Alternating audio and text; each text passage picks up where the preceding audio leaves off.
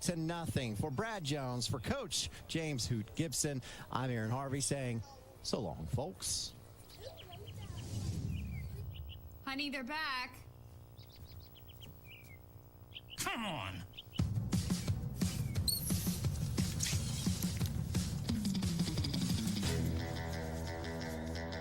No. Get out of here. Get out of here. No more. That. A professional-grade lawn is going to attract attention. Simplicity Lawn Tractors. You need a vehicle that works just as hard as you do. At Ray Varner Ford in Clinton, we make those rugged everyday tasks a little easier so you can enjoy life in this pre-owned 2020 Honda CR-V Touring, $35,995. 2020 Ford F-150 Raptor, $74,550. 2020 Ford Expedition Max Limited 4x4, $44,490. Need car service? Visit our Quick Lane Tire and Auto Center today. Local you trust, pre-owned vehicles you can afford. Ray Varner Ford, your East Tennessee Ford dealership. On-Site Care, now located in Kingston, is accepting new patients. Nurse practitioner Candace Templeton has over 25 years of healthcare experience in offering management of chronic care conditions. On-Site Care offers free sports physicals for established patients. Plus, On-Site Care offers hormone replacement therapy with compounded pellets. On-Site Care accepts most major insurance plans and offers affordable self-pay options as well. Call 865-285-9588 to schedule an appointment at On-Site Care. Pat Ryan here with Kathy Mae Martin. If you're thinking of buying or selling real estate, then make the right play call and contact Kathy Mae Martin for all your real estate needs. Kathy's 30-plus years of knowledge and experience gives her clients the competitive edge. You know, like me on game day.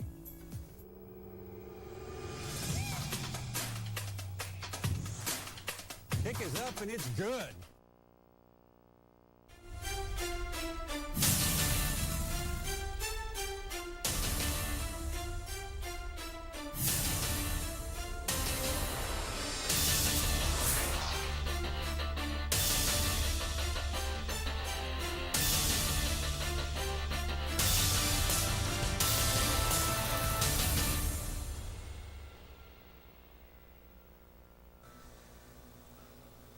Welcome to the Free Medical Clinic Friday Night Scoreboard. I'm David Queen or Jonathan Cox. Be with me momentarily.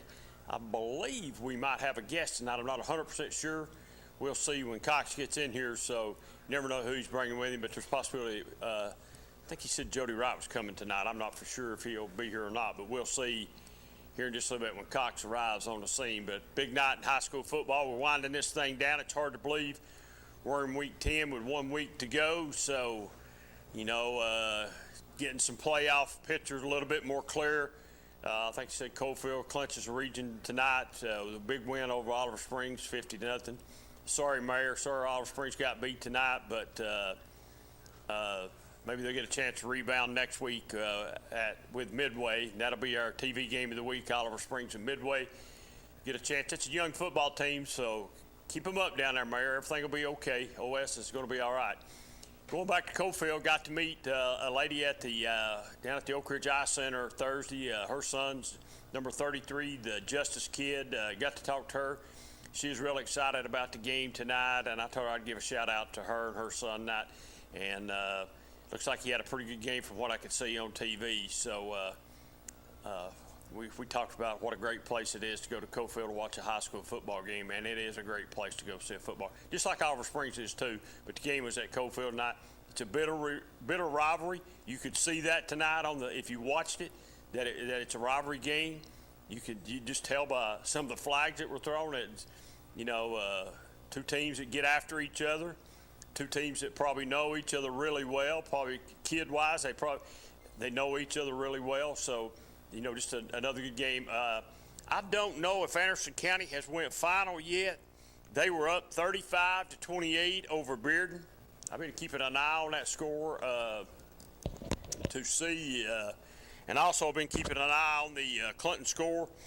And it's still got it 35-28. It's not popped up final yet. So, and Clinton was 28-26. And I think they're just in the third quarter. I don't think they've even got to the fourth quarter yet. I don't know why they're so far behind up there, but they tonight in Clinton. But they are. Last time I looked, Oak Ridge was getting beat too by Dobbins Bennett. Is that a final now? 21-12. Well, that's what it's been for a while, so I would say that's probably final then. Looks like Oak Ridge goes down to DB tonight, 21-12. Yeah, it is final now. Here it is. It's final now, 21-12. DB over Dobbins Bennett tonight. Greenville Rose tonight. Big over Morristown East, 42-7. That's a future opponent of the Anderson County Mavericks. Let's see this right. Kingston was getting beat early on here. I noticed that. And folks, I'm going to say I think Maryville's run's over with. I'll talk to Cox about that later on, but Maryville loses again tonight, and it's been forever since Maryville's lost a game to a Knox County school. But here comes Mr. Cox in here now, so we'll get him in here and we'll get ready to roll with this thing. But big games tonight in this week 10. So a big game tonight all across the state. Just going through Coach T here a minute ago, it's hard to believe it's the teams across the state that are 0-8 or 1-7. Football's maybe not too good this year across the state of Tennessee. There's a lot of teams that have losing records and big losing records. So Cox, I don't know if he ain't got you adjusted in here yet, but he'll get you in here in just a second. Best side of me. That's the best side of you, the no side, hey? The side you can't see. That's the best side. Okay, you knew Oak Ridge got beat, didn't you? I wasn't sure. I went and watched Anderson County play. Yeah, I seen you standing on the sidelines. Oh, did you really? Yeah, it looked like you was helping coach. I was. Trying to clean up the language over there. Trying to clean the language up, hey? Man, Fulton gets spanked tonight pretty good. Yeah, Fulton got spanked pretty good. They've still not put the Anderson County Bearden game final yet. It's still 35-28. 35-28? Yeah. It was 35-21 when I left with 3 minutes to go in the game. It's got to be over. It's 35-28. Right here's what it says. It still says the fourth quarter with 1 minute and 8 seconds left. So I don't know how true that is or not. I'll get an update. Clinton's game is way behind. Clinton's 28-26 still in the third quarter, and I don't doubt that because they were just starting the third quarter when I left the house. I don't know why they're so far behind. It must be a throw-a-thon tonight, just passing the ball a lot. So looked like Campbell County was up. The last I saw, Campbell County was up over Sevier County anyway. Hadn't seen anything any different. And I'm not to tell taking me anything away from any kid at Campbell County. But if you look at the job that those Price boys do year in and year out and who they beat and who, they go up against in the region they play in, it's pretty impressive. Pretty impressive, hey? The 48-45, Campbell County over Sevier County. Yeah, if you look at their stats, I read something somebody sent to me that I think the Price boys have beat Clinton 9 out of the last 11 times or something like that, or 11 out of the last 13 times, and before that, Campbell County had beat Clinton 2 times in school history. Yeah, it's something like that. It's something like that. I don't know what it is exactly, but it's something like that. It's close to that. I was trying to see if there's any more big. Rockwood's over McMinn Central.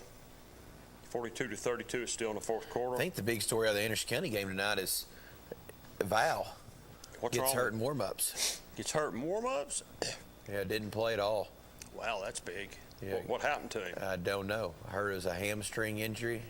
Well, he could be. But I don't know what happened. Or did Coalfield just dominate that football game and take over? Coalfield dominated it. Yep, they dominated. Our Coalfield fans in the back are happy. Yeah. David, you'll take a quick commercial break and get it set up for all three of us, and then come right back. We can, man. Okay. Okay, we'll take the caller.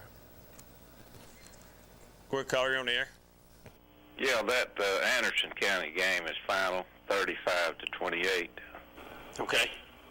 Thank you. And I don't know what the record is for penalty yards in a game, but Oliver Spring must have had 200 yards in penalties tonight. Yeah, there was a lot of flags in that game.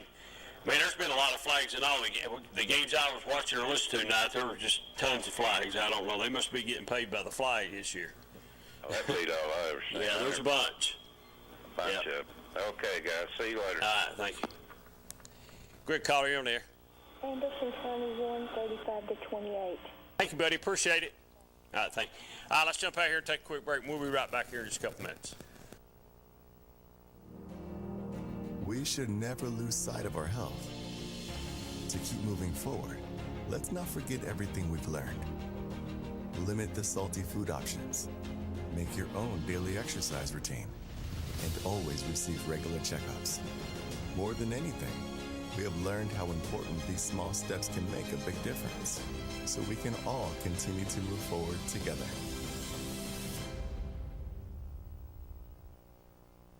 I am a Simplicity dealer.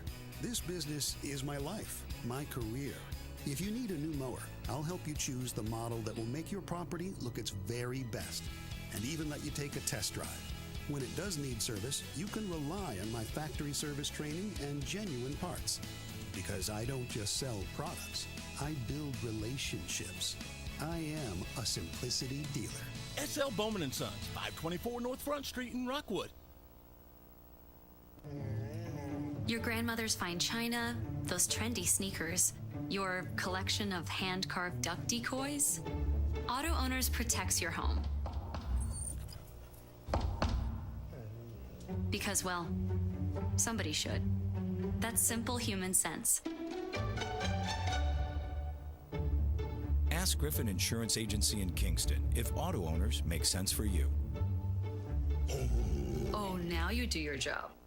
On-site care, now located in Kingston, is accepting new patients. Nurse practitioner Candace Templeton has over 25 years of healthcare experience in offering management of chronic care conditions. On-site care offers free sports physicals for established patients. Plus, on-site care offers hormone replacement therapy with compounded pellets. On-site care accepts most major insurance plans and offers affordable self-pay options as well. Call 865-285-9588 to schedule an appointment at On-Site Care. A college degree can't be earned in just one day, but can be achieved by doing our best together, just one day at a time. From getting a great start with your Roan State Success Coach, to learning together in the classroom, accessing free tutoring in the Learning Center, and working one-on-one with your instructors. Together, we succeed, one day at a time. Oh, and free tuition helps. So apply at roanstate.edu now, and let's succeed together. Pat Ryan here with Kathy May Martin. If you're thinking of buying or selling real estate, then make the right play call and contact Kathy May Martin for all your real estate needs. Kathy's 30-plus years of knowledge and experience gives her clients the competitive edge. You know, like me on game day.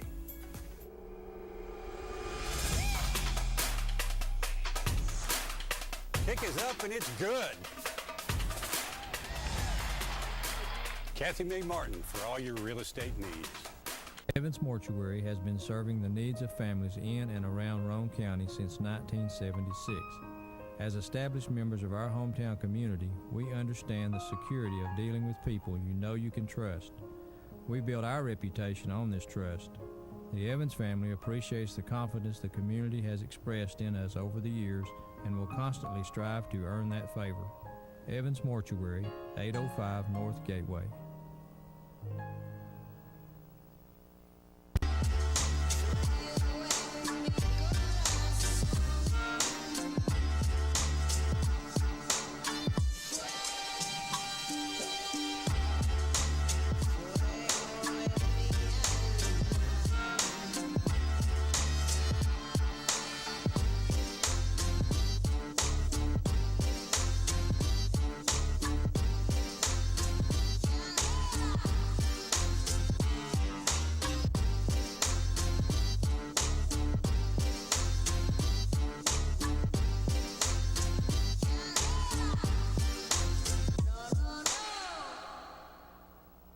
Football is back, and OEB Law is excited for a season full of big hits, perfect plays, and those nail-biting near misses. If you've been injured, OAB Law will come to your defense and tackle any obstacles blocking you from scoring a full and fair settlement. Call OEB Law 865-546-1111 and turn your red into a check. 1952. That's the year Hammers opened the first store in East Tennessee. Now there are 5 stores, and there's always something new. Like in Hammers' popular ladies' boutique department, you'll find the lowest price possible on new arrivals every week. Find similar deals in the men's department and the expanded rug department. Plus, special purchases always offer surprise savings. You never know what you'll find next at Hammers. 11. Welcome back to the Free Medical Clinic Friday Night Scoreboard, and glad to have Coach Wright with us tonight along with Cox, and we're here for a little while, and we'll chew it up, spit it out, and try to get it right if we can. I don't know if we can or not, but we'll try. We'll do our level best. So we're about over, Cox. This thing's about over with, buddy. One more week, right? One more week, man. We'll be into the playoffs. A lot of playoffs. I mean, some of the playoff pictures got a little clearer tonight. Cofield gets the region tonight with a win over Oliver Springs. So the picture is pretty clear right now, I think. Cofield will be the 1 seed throughout? Yeah, I think maybe so. They won the region tonight on that end. So big win for Anderson County. Did we hear that Clinton's in the fourth quarter? What was the score? It just started the fourth quarter, 34-32. Against Gibbs? Against Gibbs. Yeah, it's been a back and forth game. I mean, so that 7 tied up, 7 tied up. I mean, just all the way through. So I guess that game was at Clinton. The Gibbs band. Exactly. Yeah. The guy passed the Gibbs band bus broken down between Emory Road and on the interstate heading toward Anderson County tonight. Yeah. So Clinton's in the dog fight there. So did you get to watch any of the West game? No, I didn't watch no West game. No. I didn't know it was on TV anywhere. Was it? I don't know. I was reading on the way down here. I guess that's the first time, right, since '99 that the same teams beat Alcoa and Maryville in the same season? I think so, yeah. And William Blount and Heritage did it in the same year? Who won the Catholic Powell game? Powell was up the last time I seen. I haven't seen it. Yeah. A lot of good football games tonight in the area. Yes, a lot of good football games. And a lot of points scored tonight too, and some. So the Fulton region right now, you have Anderson County that's won the region. Anderson County's won right now. Fulton is in second. Gibbs and Carter are tied for third. But now Fulton plays Carter next week. So if Fulton wins, Fulton is 2. And then you would go to the tiebreaker between Carter and Gibbs. And Gibbs would win it. Gibbs would be 3. Carter would be 4. If Carter wins, then there's a 3-way tie, and you go to first of all head-to-head. That's a wash. Then you go to overall record, and I think it would be Gibbs would have the best overall record. So then you would go back to between Fulton and Carter, and then the first tiebreakers head-to-head. That would be Carter. So Carter would be 3, Fulton would be 4. So we could be anywhere between. Second and 4th, so that region is still Anderson County's. They haven't lost in region play, so they're a solid one. So there's 2, 3, and 4 are still up in the air till next week. So if Fulton wins, they're the 2. If they lose, they're the 4. Possible. Possible 4, yes. So you have a chance. Go from having a home game to being on the road at Greenville. At Greenville. Yeah, that's a big difference. Yeah. And that game is got that right. That game's at Carter. You got that right. And I don't care. Carter looked really good last night on TV. Now South Doyle's not much, but Carter didn't look too bad last night. South Doyle's kind of thrown the towel in. You can tell that was a different South Doyle than what we saw a couple weeks ago. It was a pretty good game till we pulled away late. Just watching them on TV last night, there was just they just didn't compete. They didn't compete. Just not playing hard. And Robbie was down there with Coach Duncan. We went to reception for him, and I didn't stay for the game. Robbie did, so he talked to Clark, and it was he just said it was bad football. And so, not the same South Doyle that we saw. And now Gibbs is Carter is a dangerous team. Good quarterback. I got a really good quarterback. Some good skill people. Yeah. So it'll be a good game in Straw Plains next Friday. The quarterback last year against Fulton struggled. He threw several interceptions the only time I got to watch lot of him play. heat, and Robbie and I were talking about that today. He said, we brought pressure from everywhere last year. And just got on him. He threw 4 interceptions, had a bad night, and it was just we kind of steamrolled him last year. But we don't have the defensive line play and linebacker play that we had. Not even close.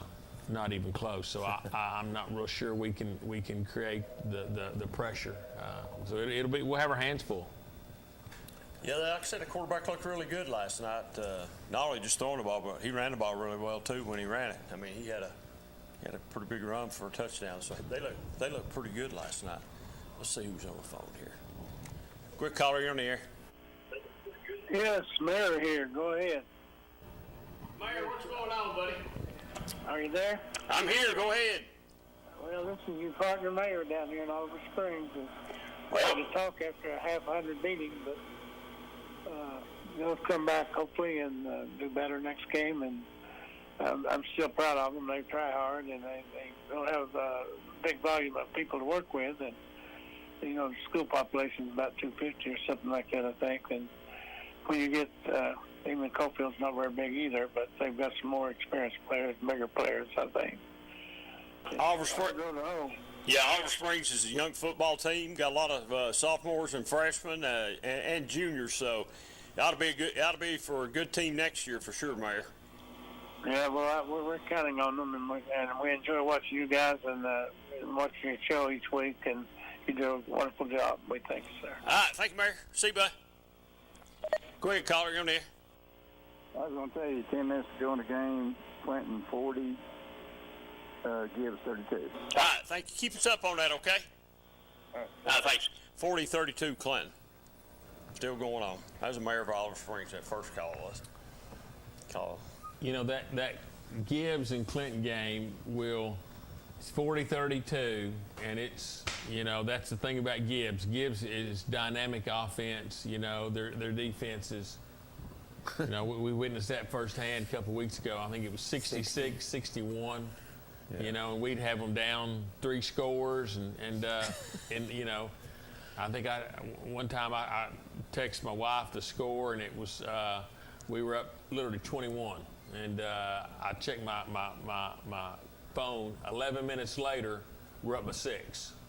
11 minutes. 11 minutes. Not game time. Not game time. 11 minutes. 11 minutes on your watch. 11 minutes. Yeah. We're back up 6. So. Yeah, man. No defense. No. A lot of offense. It sounds like what it is they tonight. They kicked an onside kick. That's how that happened. Yeah, they kicked an onside kick, and then just they're dynamic offensive. They really are. So that'll be a game that will go down to if I'm a betting man, game will go down to the last possession. It might be 11 o'clock before it's over with. It could be. You might be right. Jefferson County beats Morristown West tonight. That's a pretty big win for Jefferson County. For Jefferson County it is, because I don't think anybody picked Jeff County to win last night, maybe. Yeah, I think West would be the favorite there. Yeah, I would have thought. Greenville's just good, aren't they? Yeah. They are good. So Greenville will has Greenville lost this year either? No. They will be undefeated. So more than likely, that you talk about a showdown, more than likely, barring any upsets, you will have 12-0 Greenville visiting 12-0 Anderson County, round 3. Because Anderson County goes to Scott next week. Not going to be much of a game. Not going to be much of a game. And Greenville, I don't know who they play next week, but then, you got to think, unless something crazy happens, you're going to have 2 12-0s in Anderson County. Is that the quarterfinals? Well, Elizabethton will be in there somewhere probably. Yeah, Anderson County will have to beat Elizabethton at home. They might have to play them in round 2. Round 2? Yeah. So that'll be, that was a game that went to overtime, I think, up there. Didn't they go to overtime? Went to overtime, went to overtime. Elizabethton had a chance to win. Had a chance to win it? All things considered, Anderson County's better than Elizabeth. They got a better team than Elizabeth. That shocked me that game was that close. But that's barring any unforeseen circumstances. That's going to be the game that I think everybody can kind of point to two undefeateds matching up in the quarterfinals. You won't be able to get 10 miles that place if that's the case. You might not be able to. We will. I'm not going. I'm not going. You'll be at your house. I'll be at my house. It will be. And it I will could be. care less. I mean, I show up there tonight at like 7:20, and there's cars parked out on the main road. And Anderson County's got a lot of parking. They do. They do. And there's But like I said, everywhere. You won't be able to get within 10 miles of that place What up was there. Bearden's record going in tonight? 6-2. 6-2. I think. They just beat Cleveland last week. Is that right? I think so. Yeah. You know, that don't make no sense. There's a team that beats Cleveland, a team they beat Maryville, and then they turn around and get beat by Anderson County tonight. Anderson County's a better football team tonight. So who's better, Anderson County or Maryville, if you had to play each other? Could Anderson County play with Maryville this year? I'm never picking against Maryville. I wouldn't either, but I think it's over. Their dominance might be over with. Maybe they might be coming back to reality. Oh yeah. You know, they say it happens. It happens. Eventually, it will happen to Alcoa too. Does Alcoa have more kids? Did you tell me that they're not on the phone? Alcoa's got quite 6. a bit, and they're pushing 700. I can remember forever they had 400. They're pushing 700 students, and I think person that I know in Blount County said with all the new housing going up, they'll be putting a bunch of homes up right across from Alcoa High School. So he said I wouldn't be surprised to see Alcoa in the next 10 years get up there, 800 kids, 800, 850, and that's Alcoa's never been that big a school. But they've got the facilities for it. They've got a beautiful campus over there. Probably one, Oak Ridge has got a beautiful high school, but now Alcoa has got just, it rivals anything that we see here in Oak Ridge. The classifications, the numbers that came out, Alcoa will be a larger 3A school.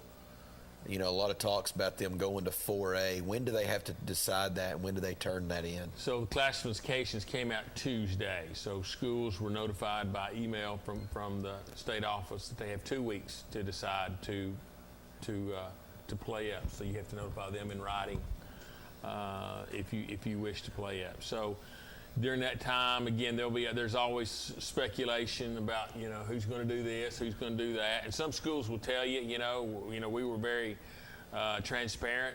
I guess it was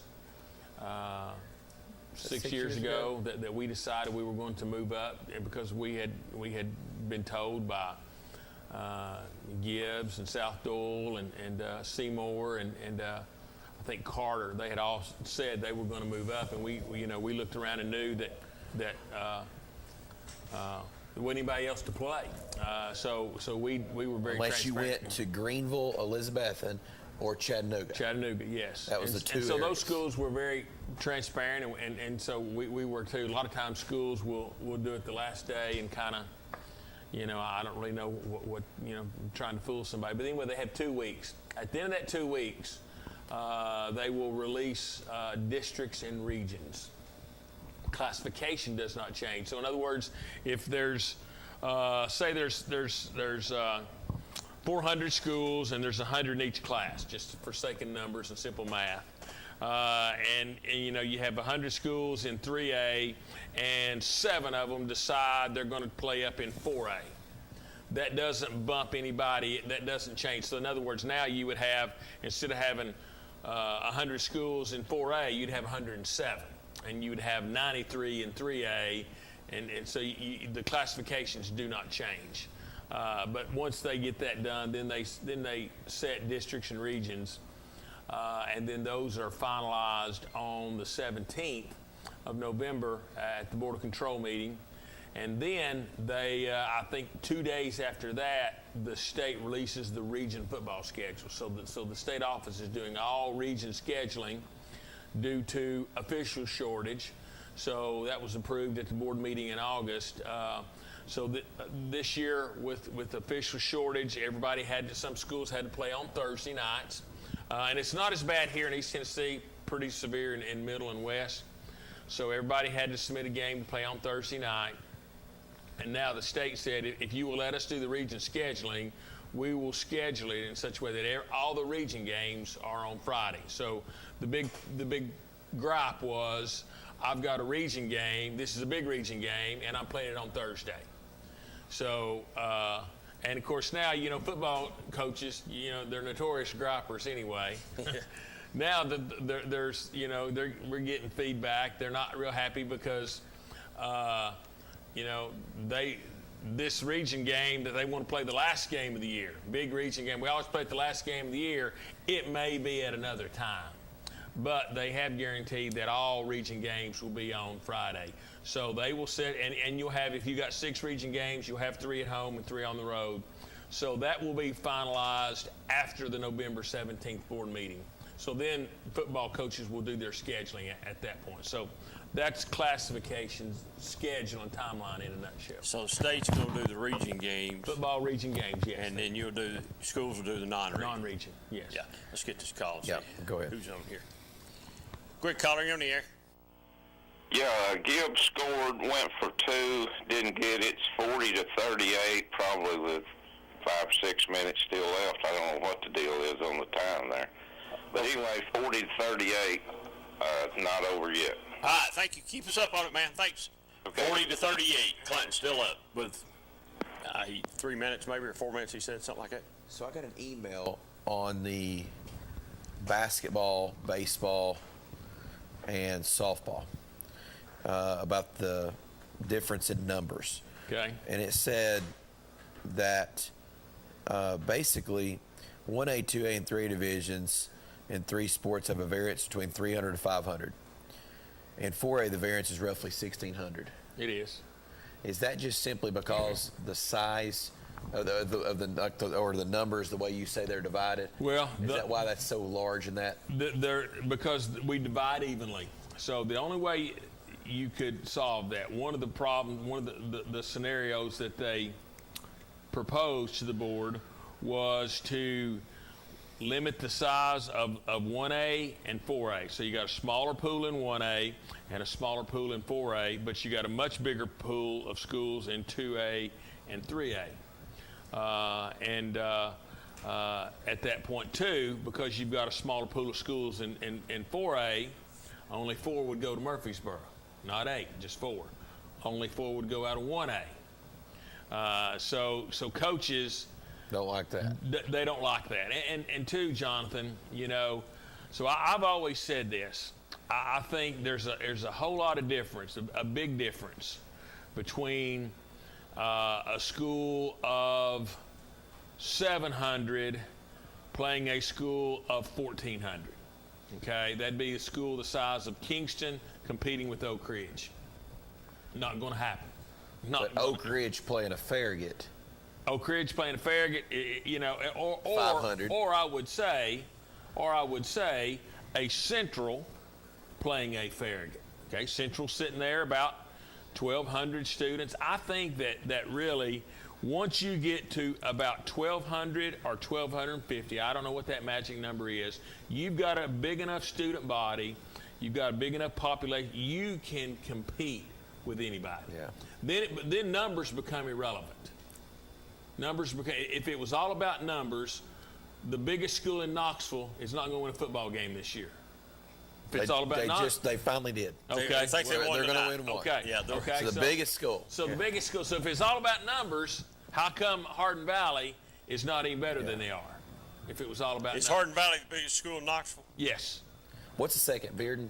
Probably Bearden or Farragut. So if it was all about numbers, how's Alcoa so darn good? I mean, the only argument there would be open enrollment. Be their only argument. But I totally agree. So to me, I don't think it's about numbers in most cases. But I do think there's a huge difference of a school 300 playing a school 600. Yeah. But now once you get about 1,200 students, got to be able to compete. You can compete with most schools year in, year out. So did we keep 4 classifications in basketball, state tournament? Yes. Basketball, softball. Yeah, none of that changed. None of that changed? No. Should it have changed? I'm not a fan of it. I knew you wasn't. That's why I asked the question. That being said, David, we had a 2-year sample. We really had a 1-year sample size. you know, because we had last year, and then we're talking about this in the summer. So, you know, we had 1 year of data. I don't know that that's a big enough sample size to say, let's change. I mean, you change after 1 year, you're acting like you really don't know what's going on. I think let's look at this. Let's let it play out this classification cycle. And now we'll have, you know, 3 years of stuff to look at. Well, you played in it last year. Was it watered down? Did you think it was watered down? It was. I'll tell you where it was. In your classification, you think it was watered down? No, where it was watered down was in 2A. So it was watered down in 2A, you think? So what you had in 2A was you had the schools that would have been the smaller end of 3A, or smaller end. They would the smaller end of what used to be the old 2 classification. Yeah. Now you had some of the usual suspects were there. You know, in our classification, Greenville, Fulton, Southside. I mean, you know, same ones. I mean, coach tell you, you know. But now in 2A you had East Nashville. You know, we played East Nashville down there before.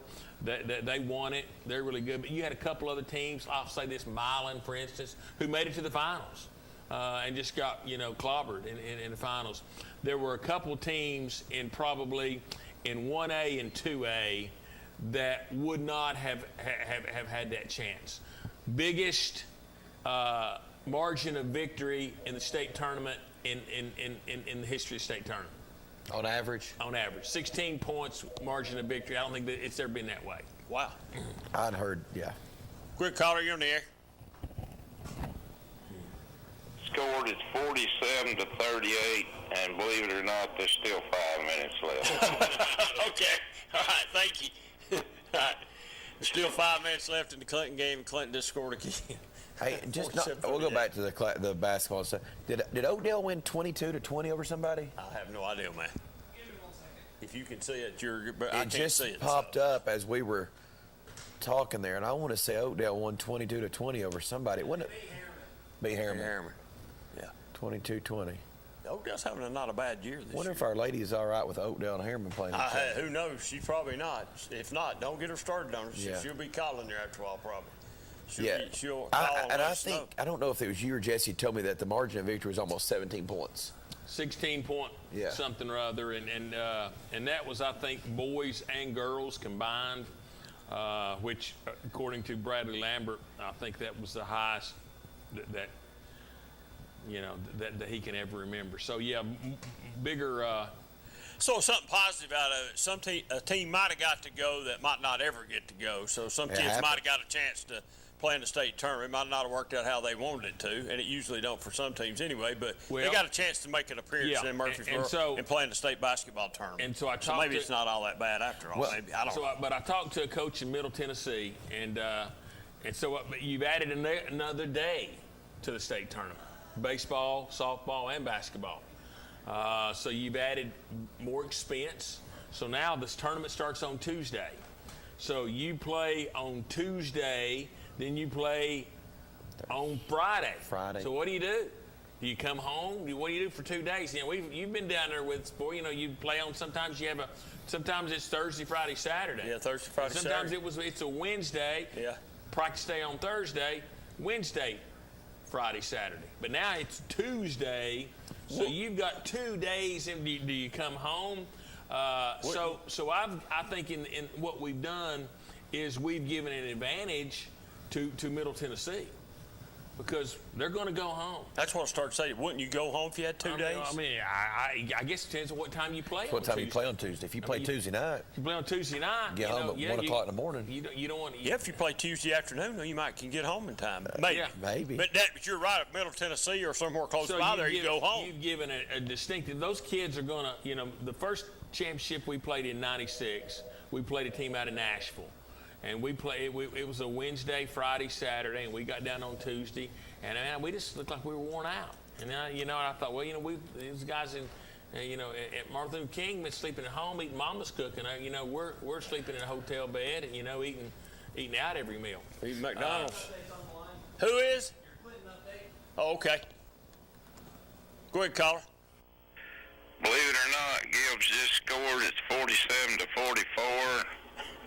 And you're probably not going to believe it, but there's still almost 5 minutes left. All right, thanks, buddy. 47-44. Clinton still almost 5 minutes left, he said. So back to our classification. And so I tell this to a coach in Middle Tennessee this summer in Memphis playing basketball.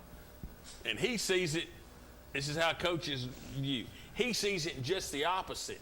He said, Coach, he said, at least you know where your guys are at night. He said, I don't know what, he said, you know what time they're going to bed. You know where they are eating. You know they're eating. He said, I don't know where my guys are. He coaches, team in Metro Nashville. He said, I don't know what time they're getting home. I don't know if they are eating. He said, so, you've got an advantage because you've got your guys right here.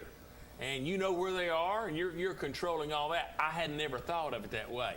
I still think, there's an advantage to Middle Tennessee. But there is always two perspectives. And it all depends on, how does it affect you? So that guy'd probably just like to stay there for them 2 days so he'd keep his team together, so he'd know where they were at, and have control over them. So I'll tell you this. I can understand that. It ain't, it's not cheap. It's not a cheap trip now. I like paying it, but now I understand. It's not cheap. It's not cheap. Powell beats Catholic 28-26.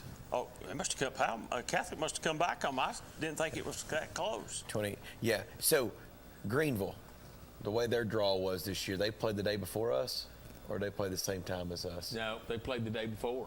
So they played Tuesday, and then again. So go back. Friday, okay? Saturday. Look how they played on Friday.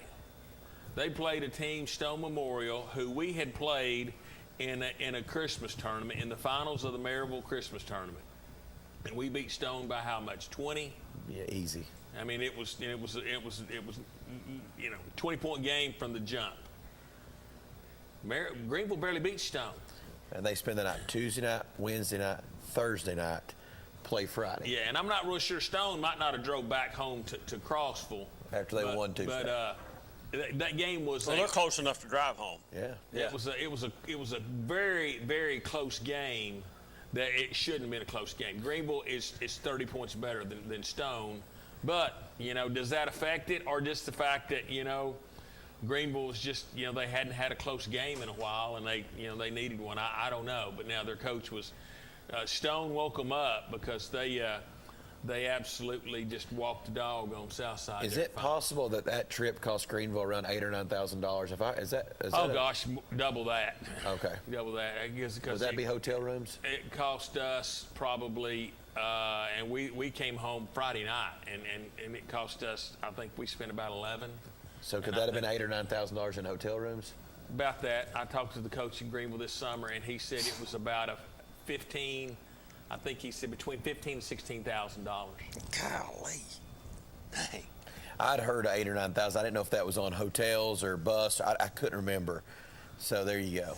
And it's not a bad gig if you just if you're once, you go once and you go and like Chris Locker had a great season this year, and people were happy to donate, and again, but you go, year after year after year, you go, and it gets old. It's like old. The guy at Greenville, when we played him this summer, I asked him if he'd ordered his rings. He said, but I'm just trying to pay for my trip.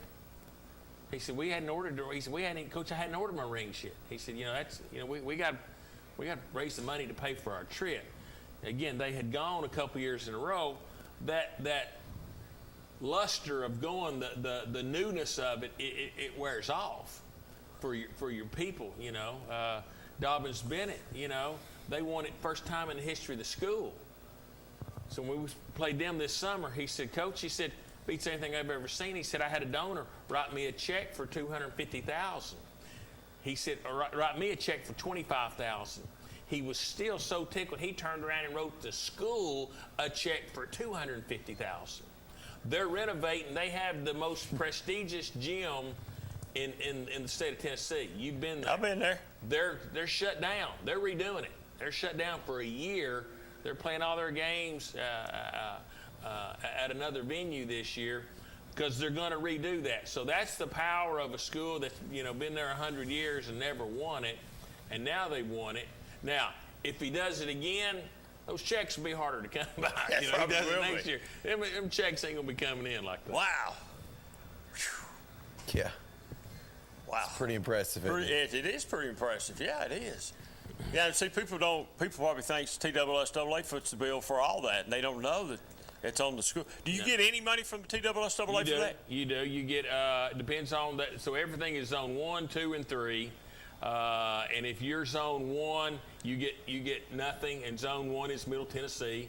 If you're zone 2, which is where Knoxville is, you get certain stipend. If you're in zone 3, like Memphis, DB, Dobbins, Bennett, they're zone 3. So you get, and a lot of it is depending on the gate. But now you'll get about, I want to say, we got a check for $2,300, which I was tickled to death to get, but no, it doesn't. What would a zone 3 check look like? Probably would have been about 30. I'd have to look at but maybe so about $1,200 more. Okay. No. So a third more. Yeah. Wow. Expensive, man. Expensive. So football, how many teams in football actually spend the night in Chattanooga? Is there a lot of teams that, if not unless you're coming from Memphis or somewhere? Yeah. It's all, and that's what, when we played in Cookeville forever, the last time the bids were out, it was Cookeville or Clarksville were the two choices we had. And I called George Quarles, I called Gary Rankin, and I called Rob Black. I said, where would you guys rather play? Because those guys were, at that time, they were going, all three going every year. And all three of them were adamant, Cookeville, because, hour and a half, hour and 15-minute drive down that day. So I think probably your teams from Memphis were the ones that drove down. And maybe if you got on the other side of Nashville and you had that first game on Friday or Saturday, you probably did. You probably, Buck would do the same thing when it was in Middle Tennessee, and we'd have that first game on, and that was in 2002, 3, Saturday morning. 6, or Saturday morning game. We always went down and spent the night. Spent the night, yeah. All right, let's jump out and take another commercial break, and we'll be right back here on the Free Medical Clinic Friday Night Scoreboard.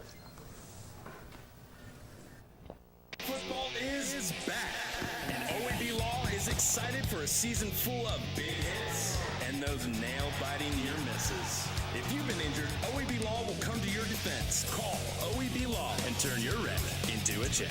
1952. That's the year Hammers opened the first store in East Tennessee. Now there are 5 stores, and there's always something new. Like in Hammers' popular ladies' boutique department, you'll find the lowest price possible on new arrivals every week. Find similar deals in the men's department and the expanded rug department. Plus, special purchases always offer surprise savings. You never know what you'll find next at Hammers.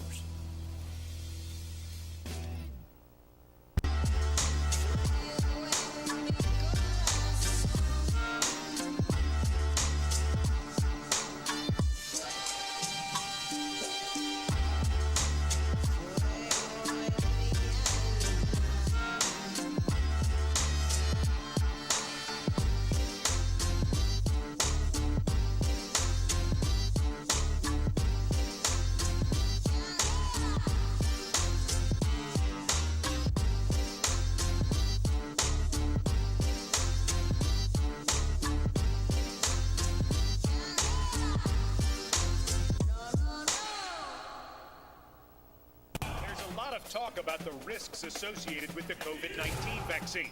But the reality is, it's safer than being tackled by a Tennessee Titan. Give it a shot. Find a free vaccine appointment today at covid19.tn.gov. A college degree can't be earned in just one day, but can be achieved by doing our best together, just one day at a time. From getting a great start with your Roan State Success Coach to learning together in the classroom, accessing free tutoring in the Learning Center, and working one-on-one with your instructors. Together, we succeed, one day at a time. Oh, and free tuition helps. So apply at roanstate.edu now, and let's succeed together.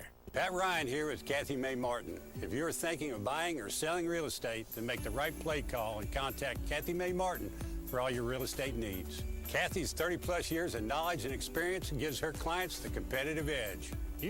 Like me on game day.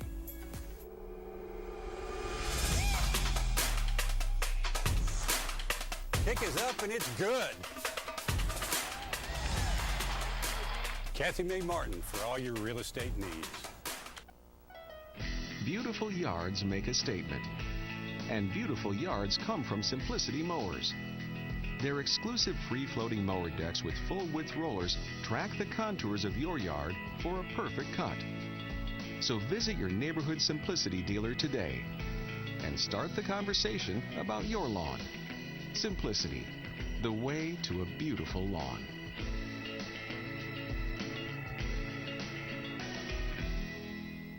On-site care, now located in Kingston, is accepting new patients. Nurse practitioner Candace Templeton has over 25 years of healthcare experience in offering management of chronic care conditions. On-site care offers free sports physicals for established patients. Plus, on-site care offers hormone replacement therapy with compounded pellets. On-site care accepts most major insurance plans and offers affordable self-pay options as well. Call 865-285-9588 to schedule an appointment at On-Site Care.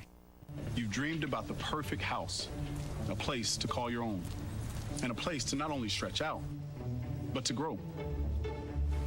Auto Owners protects your house because to you, it's home. That's simple human sense. Ask Griffin Insurance Agency in Kingston if auto owners make sense for you. Happy to help, man. I was just over there talking to myself anyway.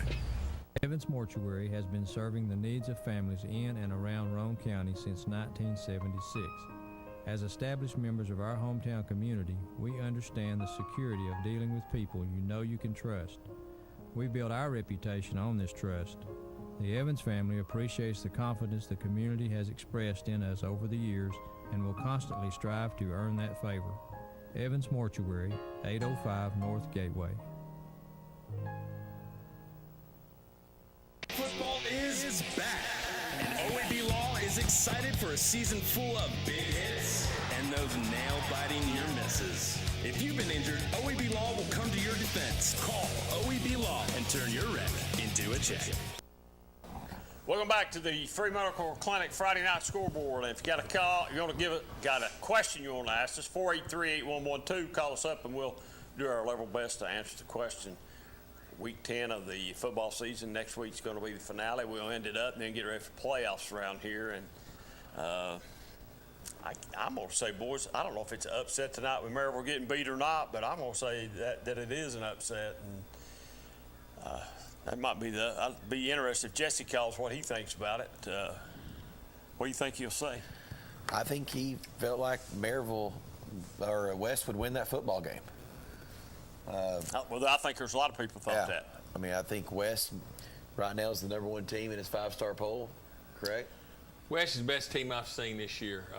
They're not flashy on offense. Robbie and I were talking about that tonight. It's just they're very, they got, quarterback is solid. He's not going to make plays. He's not going to be a Stanton Martin like he was, or a Marcellus Jackson, or just but he's solid. They got good running backs, good receivers, but man, they are fast defensively. They have just in every aspect they don't have a weakness. So yeah, I would say to me that wasn't an upset. I think you think it's an upset then? Nope. I think that if they played 10 times, West would probably win 7 or 8 of them. I think West is just probably this is a really, really good West football team. Yeah, dominant and get a really good defense. Yep. Got a really good defense. So coming down the stretch here, should have a showdown somewhere later on. I don't know what round it'll be, but Powell and West somewhere down the road here. Round 3. Round 3. Yep. Quarterfinals. Quarterfinals. Yep. That's when that would be. I wonder if that's would that be at West this year? Where's that at? Was it Powell last year? If it's at AC, that means the even numbers have it. Because wouldn't Anderson County be Region 2? Greenville's Region 1? Well, I'm trying to go back to think where they played last year, because they played in the quarterfinals last year, and I thought that game was at. But isn't that how they do that? Region 1. When that game at West last year? Or was it for some reason I want to say it was at West. I swear I do. Yeah, I might be wrong. It's Evans hosting Evans years. So is it West Region 3 or is it West Region 4? I don't know. Well, now, or is that a semifinal game? that was a semifinal game because I think didn't Powell play Oak Ridge? Yeah. Yeah, they did. That's right. So Yep. it's a semifinal game. Yeah. Well, there won't be no high school stadium big enough around here to hold a crowd that'll want to go to that game, whether it's at West or Powell, either one. It'll be a big one. It'll be a Powell's big one. kind of just sliding by under the radar, hadn't they? Got off to an 0-2 start. Potts came back. Now they've won about 5, 6 straight, and they're kind Yeah, of. but you sort of have to give them credit a little bit. They managed his injury pretty well. They knew what was important. The region games were important, and we'll take our lumps right now till we get him back, because they knew without him they didn't stand a chance in the region. I think the biggest thing is their defense is finally starting to play a little better. Sounds like it, you know, and you know, I think that, of course, you look at tonight's game and you think, you know, was that a good win? I mean, how good's Catholic? I mean, you know, they've struggled. Yeah, they've struggled. You know, I don't think this is the, you know, the Catholic that you and I are used to seeing. Yeah. 6, 8 years ago. Yep. Yeah. And, you know, they play a tough schedule. They do. And it's interesting to see them play a very good public school team. When I say very good, a good public school team, to see where they stack up, you know, or how good is the competition they've been playing. And I think the competition they've been playing, I mean, they didn't even score against David Lipscomb. 42-0. Didn't even score. And that just shows you how good it is. I mean, CPA, we talked about this. What CPA beat? Oakland, 30-something 14, 30-something 20. Yeah. And these private schools in and Nashville CPA are good. was, I don't know the score, but now CPA was, I think, playing Lipscomb tonight, and I think they were up at some point. So, you know, that's going to be the thing. You know, you look at Webb, and the, you know, Dave Meskey's having a phenomenal season. You know, Webb will probably go. Webb hadn't lost, I don't think, have they? And they probably, you know, I don't know that they will lose. So there'll be Webb at, I don't think they play but 9 games. You know, they'll be 10-0, 11-0, and they'll see Lipscomb. And right now, I mean, he'll tell you Lipscomb's, you know, 4 touchdowns better. Yeah. I mean, just think about that. You know, going into that, I think that's a semifinal game, wouldn't it be? No, I think it's quarterfinals. Oh, it's quarterfinals. They played Lipscomb last year, and it was a quarterfinal. Okay, so quarterfinals. You know that what's waiting on the other side. No, and I think, Jonathan, because they don't have 5 rounds in privates. I think it's just, They have a week off somewhere, right? Yeah, they just play 4 rounds, so it might be the. When you like to know every night, every Friday night you get off the bus, you're probably going to win by 4 touchdowns. Every Friday night. We used to watch a team in 2012 and 13. We knew they were going to win, and we would sit on the sideline doing an over/under on 1 or 2 plays before they scored. That was the year. The first time we punted all year was week 7 in Kentucky. Never, you know, we hadn't punted. And matter of fact, that was the first drive. We were at week 7 when we had that was the first drive we had that didn't score. Didn't score? Yeah. Must be nice to know every Friday night when you get off the bus that's what's going to happen. It was fun to watch. Yeah, it was fun to watch. It sure is fun to watch. So I guess, I don't know if Clinton's over with or not, or Caller ain't called us back. Maybe he'll call and give us an update. I guess it's pretty quiet. But no, he might have fell asleep. You might be right on that. You could be very well right on that. I bet there's 5 minutes still left in the game. There's 5 minutes still left in the game. If he here he is right here. If he calls and says there's 5 minutes left in the game, we're going to drive to Clinton and find out what's going on, because there's something going on. All right. Go ahead, Caller. You're on the air. Yeah, you ain't gonna believe it, but Gibbs just drove down, kicked the field goal, and we're going into overtime. We're going to overtime. I would try to describe the last couple of minutes of the game, but there's no way I can, so I'll just let it go at 47-47 going to overtime. All right, keep us posted, man. Thank you. All right. Golly, 47-47. I told you it'd be a wild game. Yeah, you played did. some wild ones. Yeah, you did. Said it'd be wild. The game that never ends. I mean, it's 11 o'clock, and they're still playing. They're still playing. And they started at 7:30. Dang, that's a long football game, isn't it? Wow, I wonder how many people are still there. Will the state ever mandate a 7 o'clock start across the state? No. And they'll let everybody decide that? That would be, well, they don't have the authority to mandate that. I got you. Just playoffs. Yep. Yeah, they are not in control. So if school wanted to play at 4 o'clock. They can play at 4. On Sunday afternoon, they can play at 4 o'clock on Sunday afternoon. That is not, there's nothing in the bylaws that gives them the authority to set game times. It's so confusing. You know, Meredith's got some family that goes to play soccer at Bearden. They all thought the game was at 7 o'clock tonight. Because Knox County plays all their games at 7 o'clock. Yeah. You know? I'll be honest with you. I mean, you know, if I'm Clinton, you know, and now, you know, here it is 11 o'clock and you're still playing football. It goes to say, you know, Jonathan, you've said it for a long time, you know, games last longer now. I don't know why you wouldn't start a game at 7 o'clock. Fireworks. I mean, I really don't. I don't know why you wouldn't. More darker, man. So you said fireworks. I honestly will tell you that I think the Anderson County schools kept their games at 7:30 for that reason. Was you there tonight when AC run out? Did you see it? I was not there yet. It was pretty Like cool I said, tonight, I man. pulled Like in. a Halloween thing. I pulled in at 7:30 and it was. I tell you, there's some people don't like, but it's pretty cool tonight, man. Yes, I mean I did. Pretty cool. Now when we got out of the car, they were going up in the air, but it's pretty cool. Yeah, I mean when I pulled in the place, I didn't know where I was going to park. So it said Josh Jones Family Parking up by the gate, and I pulled in there. There you go.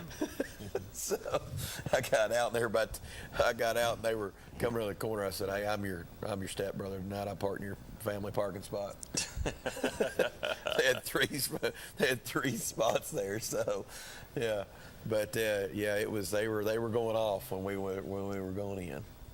Yeah, and it must be crazy. It's all over social media. Yeah, it's pretty cool, man. Yeah, I heard that. Did a little Halloween theme. Noah come out and it's pretty cool, man. Yeah. Just have to catch it somewhere. Did you watch it on Channel 95? Is that yeah, I where you watched it on it? 95, yeah. I'm sure there'll be a replay somewhere along the line, or you can catch it on YouTube or something like that. Oh, it's all out, over it's social out, It's media. out there. So, yeah, the atmosphere up there, and it looked like it was packed up there tonight. It was crowded. It was crowded. Now, Yeah. they've cut out, there was not many people around the track on the sidelines, so they've got everybody over on the other side now, but there was nowhere to sit. I didn't pay much attention to the sidelines tonight. I mean, as far as the track part, I didn't pay much attention to it. Nothing drove my attention that way tonight, but I did watch some of it up there tonight. Yeah, it was packed. Yeah. And the only reason I knew it was on TV, somebody called and said, "Hey, will you check and see if Anderson County's on Channel 95 for me?" And I said, "Yeah," and I did. So it's the only reason I knew it was. So and I got there Rockwood- running out time. Oh, did you see it? Rockwood, now their classifications changed, right? They're going to go to like single A. 1A. Rockwood goes to 1A in football. They'll become a. Is that what Cofield is? Yes. So they'll be in a Cofield's maybe region. They'll become a pretty competitive team in 1A. Well, they're competitive where they're at now. They're one of the largest. They'll be really competitive down there. I want to say when I looked that over, they're one of the largest in 1A. Anderson County is one of the largest in 4A. Is Clinton still one of the smallest in 5A? Yeah, next to smallest. Yeah. Down at the bottom, they're pretty close to being the smallest. Yeah. Yeah. We'll take another commercial break and come back and talk UT football. We can do that. Let's take another commercial break. We'll be right this back in a few minutes. And I bet he's not back there. I bet he's back there helping him at the back door get in tonight. So we'll keep on talking until he comes back. He'll be back here in just a minute. So. Did either one of y'all go to the game Saturday? No. I bet that place was absolutely I rocking. talked to somebody that went, and he absolutely said when he came home that his ears were ringing because it was so loud over there. He said, listen, if I'd known it was going to be that loud, I'd have wore earplugs. He said, my ears were ringing, had a headache and everything. It was just miserable, he said. It was miserable. It was that loud. I talked to Rob Black. He's the replay guy over there, and this was 25 minutes after the game was over, and they were still in the locker room. You know, they said there's no way we can get to our car and get out of here. You know, the officials have the police escort. We were talking about this tonight at dinner. You know who drives their van with the police escort? John Warren. Well, I know Rob had to drive it one time. Yeah. He had to drive and pick it up, and he said literally, he said they stay off paper mill. He said, we're, there's two cars there. He said we're in the emergency lane. He said, and we're doing 100. He said we're doing 100. He said there's gravel flying. He said I'm white knuckling on that steering wheel. He said they got exits blocked, and he said we took a corner sideways at the stadium. He said it slowed down. He said it beat all he'd ever seen. But anyway, he said after the game, when the game is over, he said those officials, if you saw that kick going in, you saw those officials sprinting, and we were saying that probably they stay off of paper mill. I'd say those officials were back at their hotel before CBS went off the air. That's how quick. I mean, they've got streets blocked off. They're going up one ways, that are opposite. But now they've got it, and KPD's got those things blocked off. But now they've got to escort. He said they're out of there, and it's unbelievable how quick they get those guys out of there. But So now they don't slowpoke and get their animal. This year they pick them up downtown. They move them downtown. But when they leave, they stay at the airport. And John told me they were back to the airport before the coverage, of the after party was off the air. I can see that. Wow. Yeah. They put their stuff. They come to games dressed. And they've got like a little duffel bag, and maybe it's got an extra pair of shoes or extra hat or something in it. And but at halftime, they put that bag in the van, and that van's facing out. He said, so they. So when they come off field, they go to the van. They go straight to the van. They don't go lock them. They run in that van. There's a back door and a side door open. He said, and they're in that van.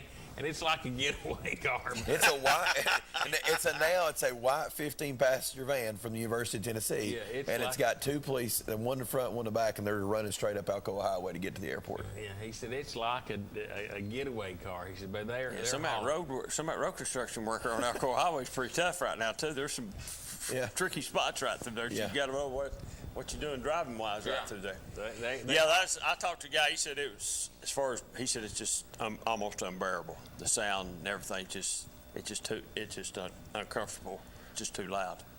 Yeah. So I don't know. I'm not Ben. You think it's too loud? I mean, that Florida game was a lot of fun. Can you believe they sold out for tomorrow? Did they finally sell it out? Yeah, 4 straight sellout. It's UT Martin. Absolutely. It's going to be crazy over there the rest of the year. Yeah. That night game against. Go ahead, caller. You're on the air. Over. It's over. Clinton wins. Gibbs kicks a field goal, and Clinton scores a touchdown to win it in overtime. Clinton wins it in overtime. Good for Clinton. It's over, believe it or not. Over, and I'm through. All right. Thank you, buddy. We appreciate you. Okay. All right. Thanks. Hey, Jones, can we take a quick commercial break here and then come back? Said, I guess Clinton wins 50-47. 50-47. Might be one of the longest high school football games this year. And Clinton lost a game in overtime, right, earlier this year against Campbell County? They've lost a couple games, right? Yes. They've lost in the last, they lost to Lenore City that way. They lost to Powell that way. They lost to Campbell County that way. It's about time Clinton wins one that way, and they did tonight. So congratulations to Coach Keith and the Dragons.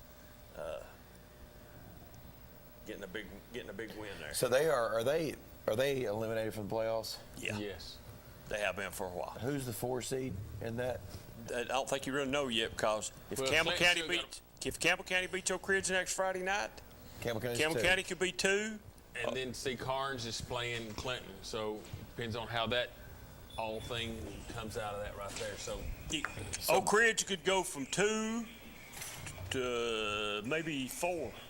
I think if Oak Ridge beats Campbell County is 4. I think Carnes beat Campbell County. Who's the? I think. So Powell's the 1. Powell's the 1. Powell.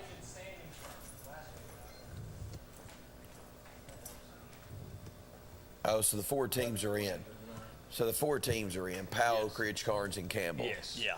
Lenore City and Clinton are eliminated. And you could have some things change right there with Campbell County or But Campbell County beat Carnes, right? I think Carnes beat Campbell. Carnes beat Campbell. Okay, then. Carnes beat Campbell County. Yep.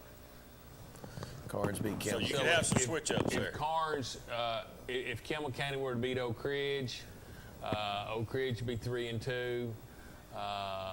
And then you get into tiebreaker scenarios. If Clinton were to beat Carnes, so if Carnes beats Clinton, you could conceivably have a couple teams at 3-2. So you could be go into that tiebreaker scenario. And that's Region 3. Man, that's weird though. How in the world, if that's Region 3, West has to be Region 4. That's Region 2. That's wrong. No, West is Region 2. Oh, West is Region 2. That's why they don't see each other till the quarters. Yeah.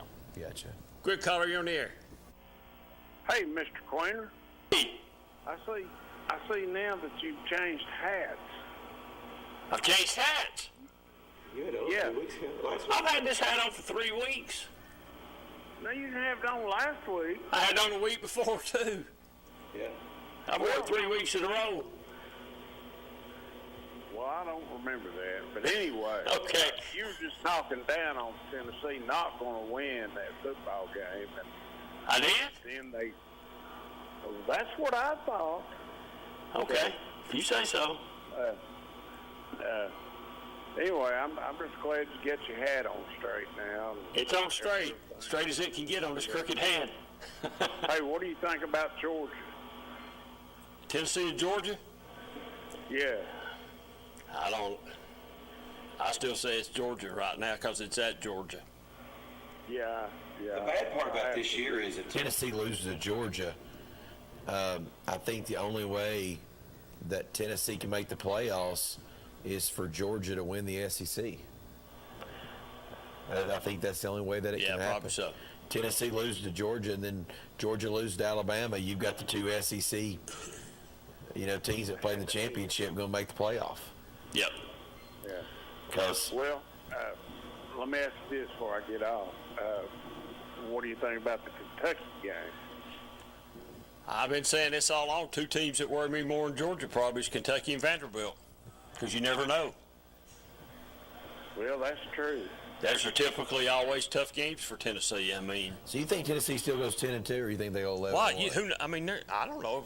Vandy's not that good this year, but could Vandy beat them? They have before when they've been at South Carolina. Well, yeah, they could. I don't know. South Carolina? Maybe, At South Carolina. That's why you don't bet on Tennessee. That's why you don't get too up about them either way. All right? Anyway, I enjoy y'all's show, man. I look forward to it every week. We appreciate it. I'm John from Harriman, by the way. All right. So, okay. All right. Good talking. All right. Thank you, man. I just don't think you get too up about Tennessee either way and let them play, because Kentucky and Vanderbilt, there's 2 games you don't know about. You think they can go 10-2 or 11-1? Vanderbilt doesn't. I think the games that I think they really, where will be really, they'll have to play solid will be Kentucky and Georgia. I don't know that Vanderbilt can score enough. Vanderbilt has historically given UT fits.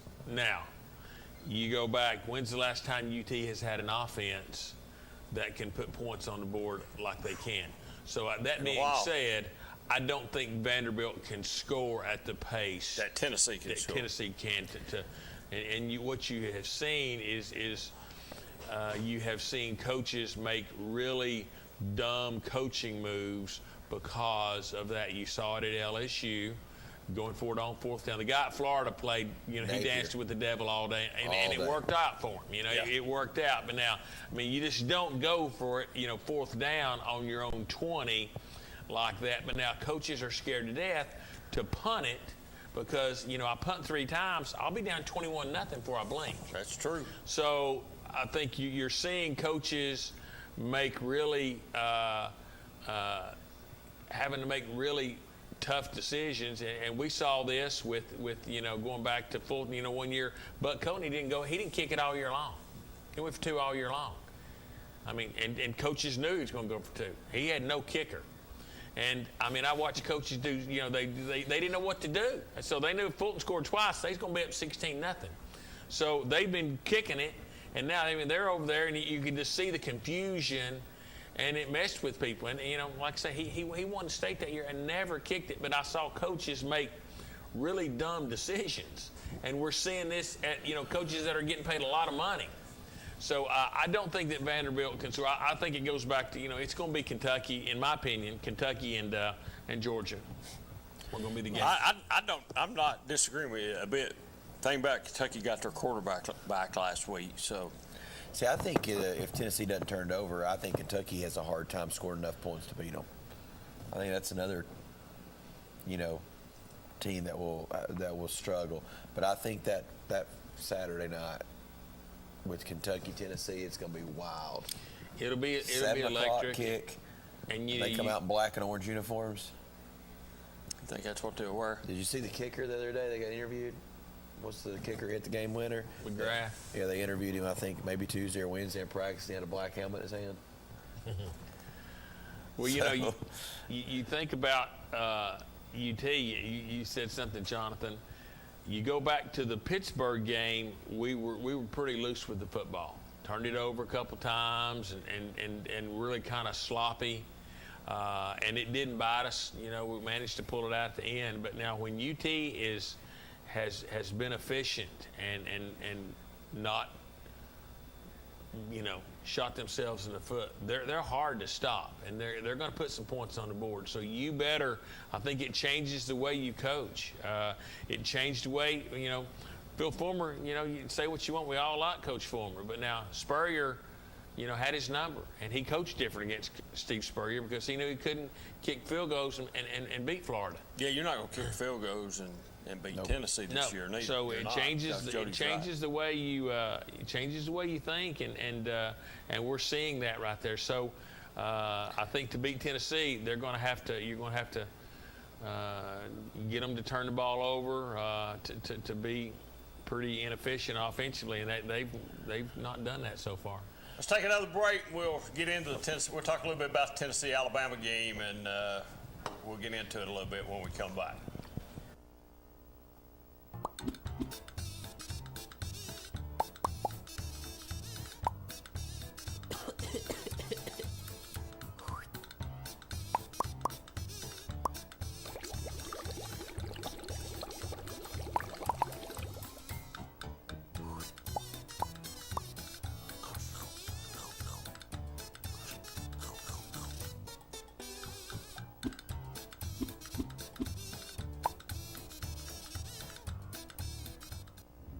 You call your agent with a simple question, only to get sent to voicemail again. We pick up the phone. I should get this. Hello, this is Sam. How can I help you? Like I said, we pick up the phone because it's ringing. That's simple human sense. Ask Griffin Insurance Agency in Kingston if auto owners make sense for you. Hello, this is Sam. Evans Mortuary has been serving the needs of families in and around Roane County since 1976. As established members of our hometown community, we understand the security of dealing with people you know you can trust. We build our reputation on this trust. The Evans family appreciates the confidence the community has expressed in us over the years and will constantly strive to earn that favor. Evans Mortuary, 805 North Gateway. Make this spring all about enjoying the experience. When you ride on your new Ferris commercial mower featuring patented suspension technology, you'll have more than freshly manicured grass. You'll experience productivity and comfort like never before. And because you won't be slowing down for those rough spots, you'll mow more lawn in less time. Ferris, experience suspension. Your local Ferris dealer is S.L. Bowman & Sons, 524 North Front Street in Rockwood. Call 865-354-0600.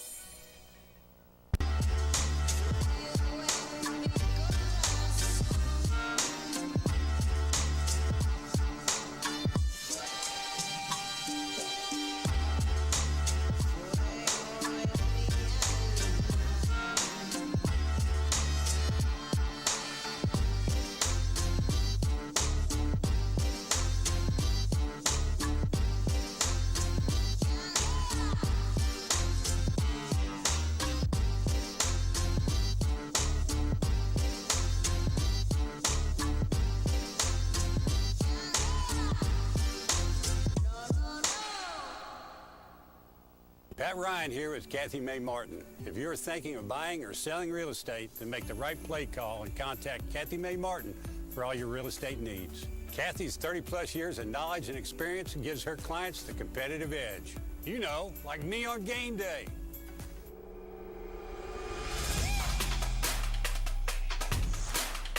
Kick is up and it's good. Kathy May Martin for all your real estate needs. 1952.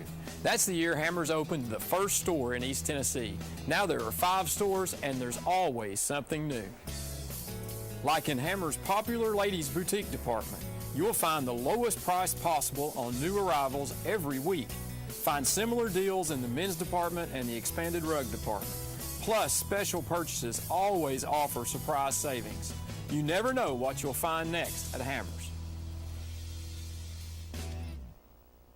On-site care, now located in Kingston, is accepting new patients. Nurse practitioner Candace Templeton has over 25 years of healthcare experience in offering management of chronic care conditions. On-site care offers free sports physicals for established patients. Plus, on-site care offers hormone replacement therapy with compounded pellets. On-site care accepts most major insurance plans and offers affordable self-pay options as well. Call 865-285-9588 to schedule an appointment at On-Site Care.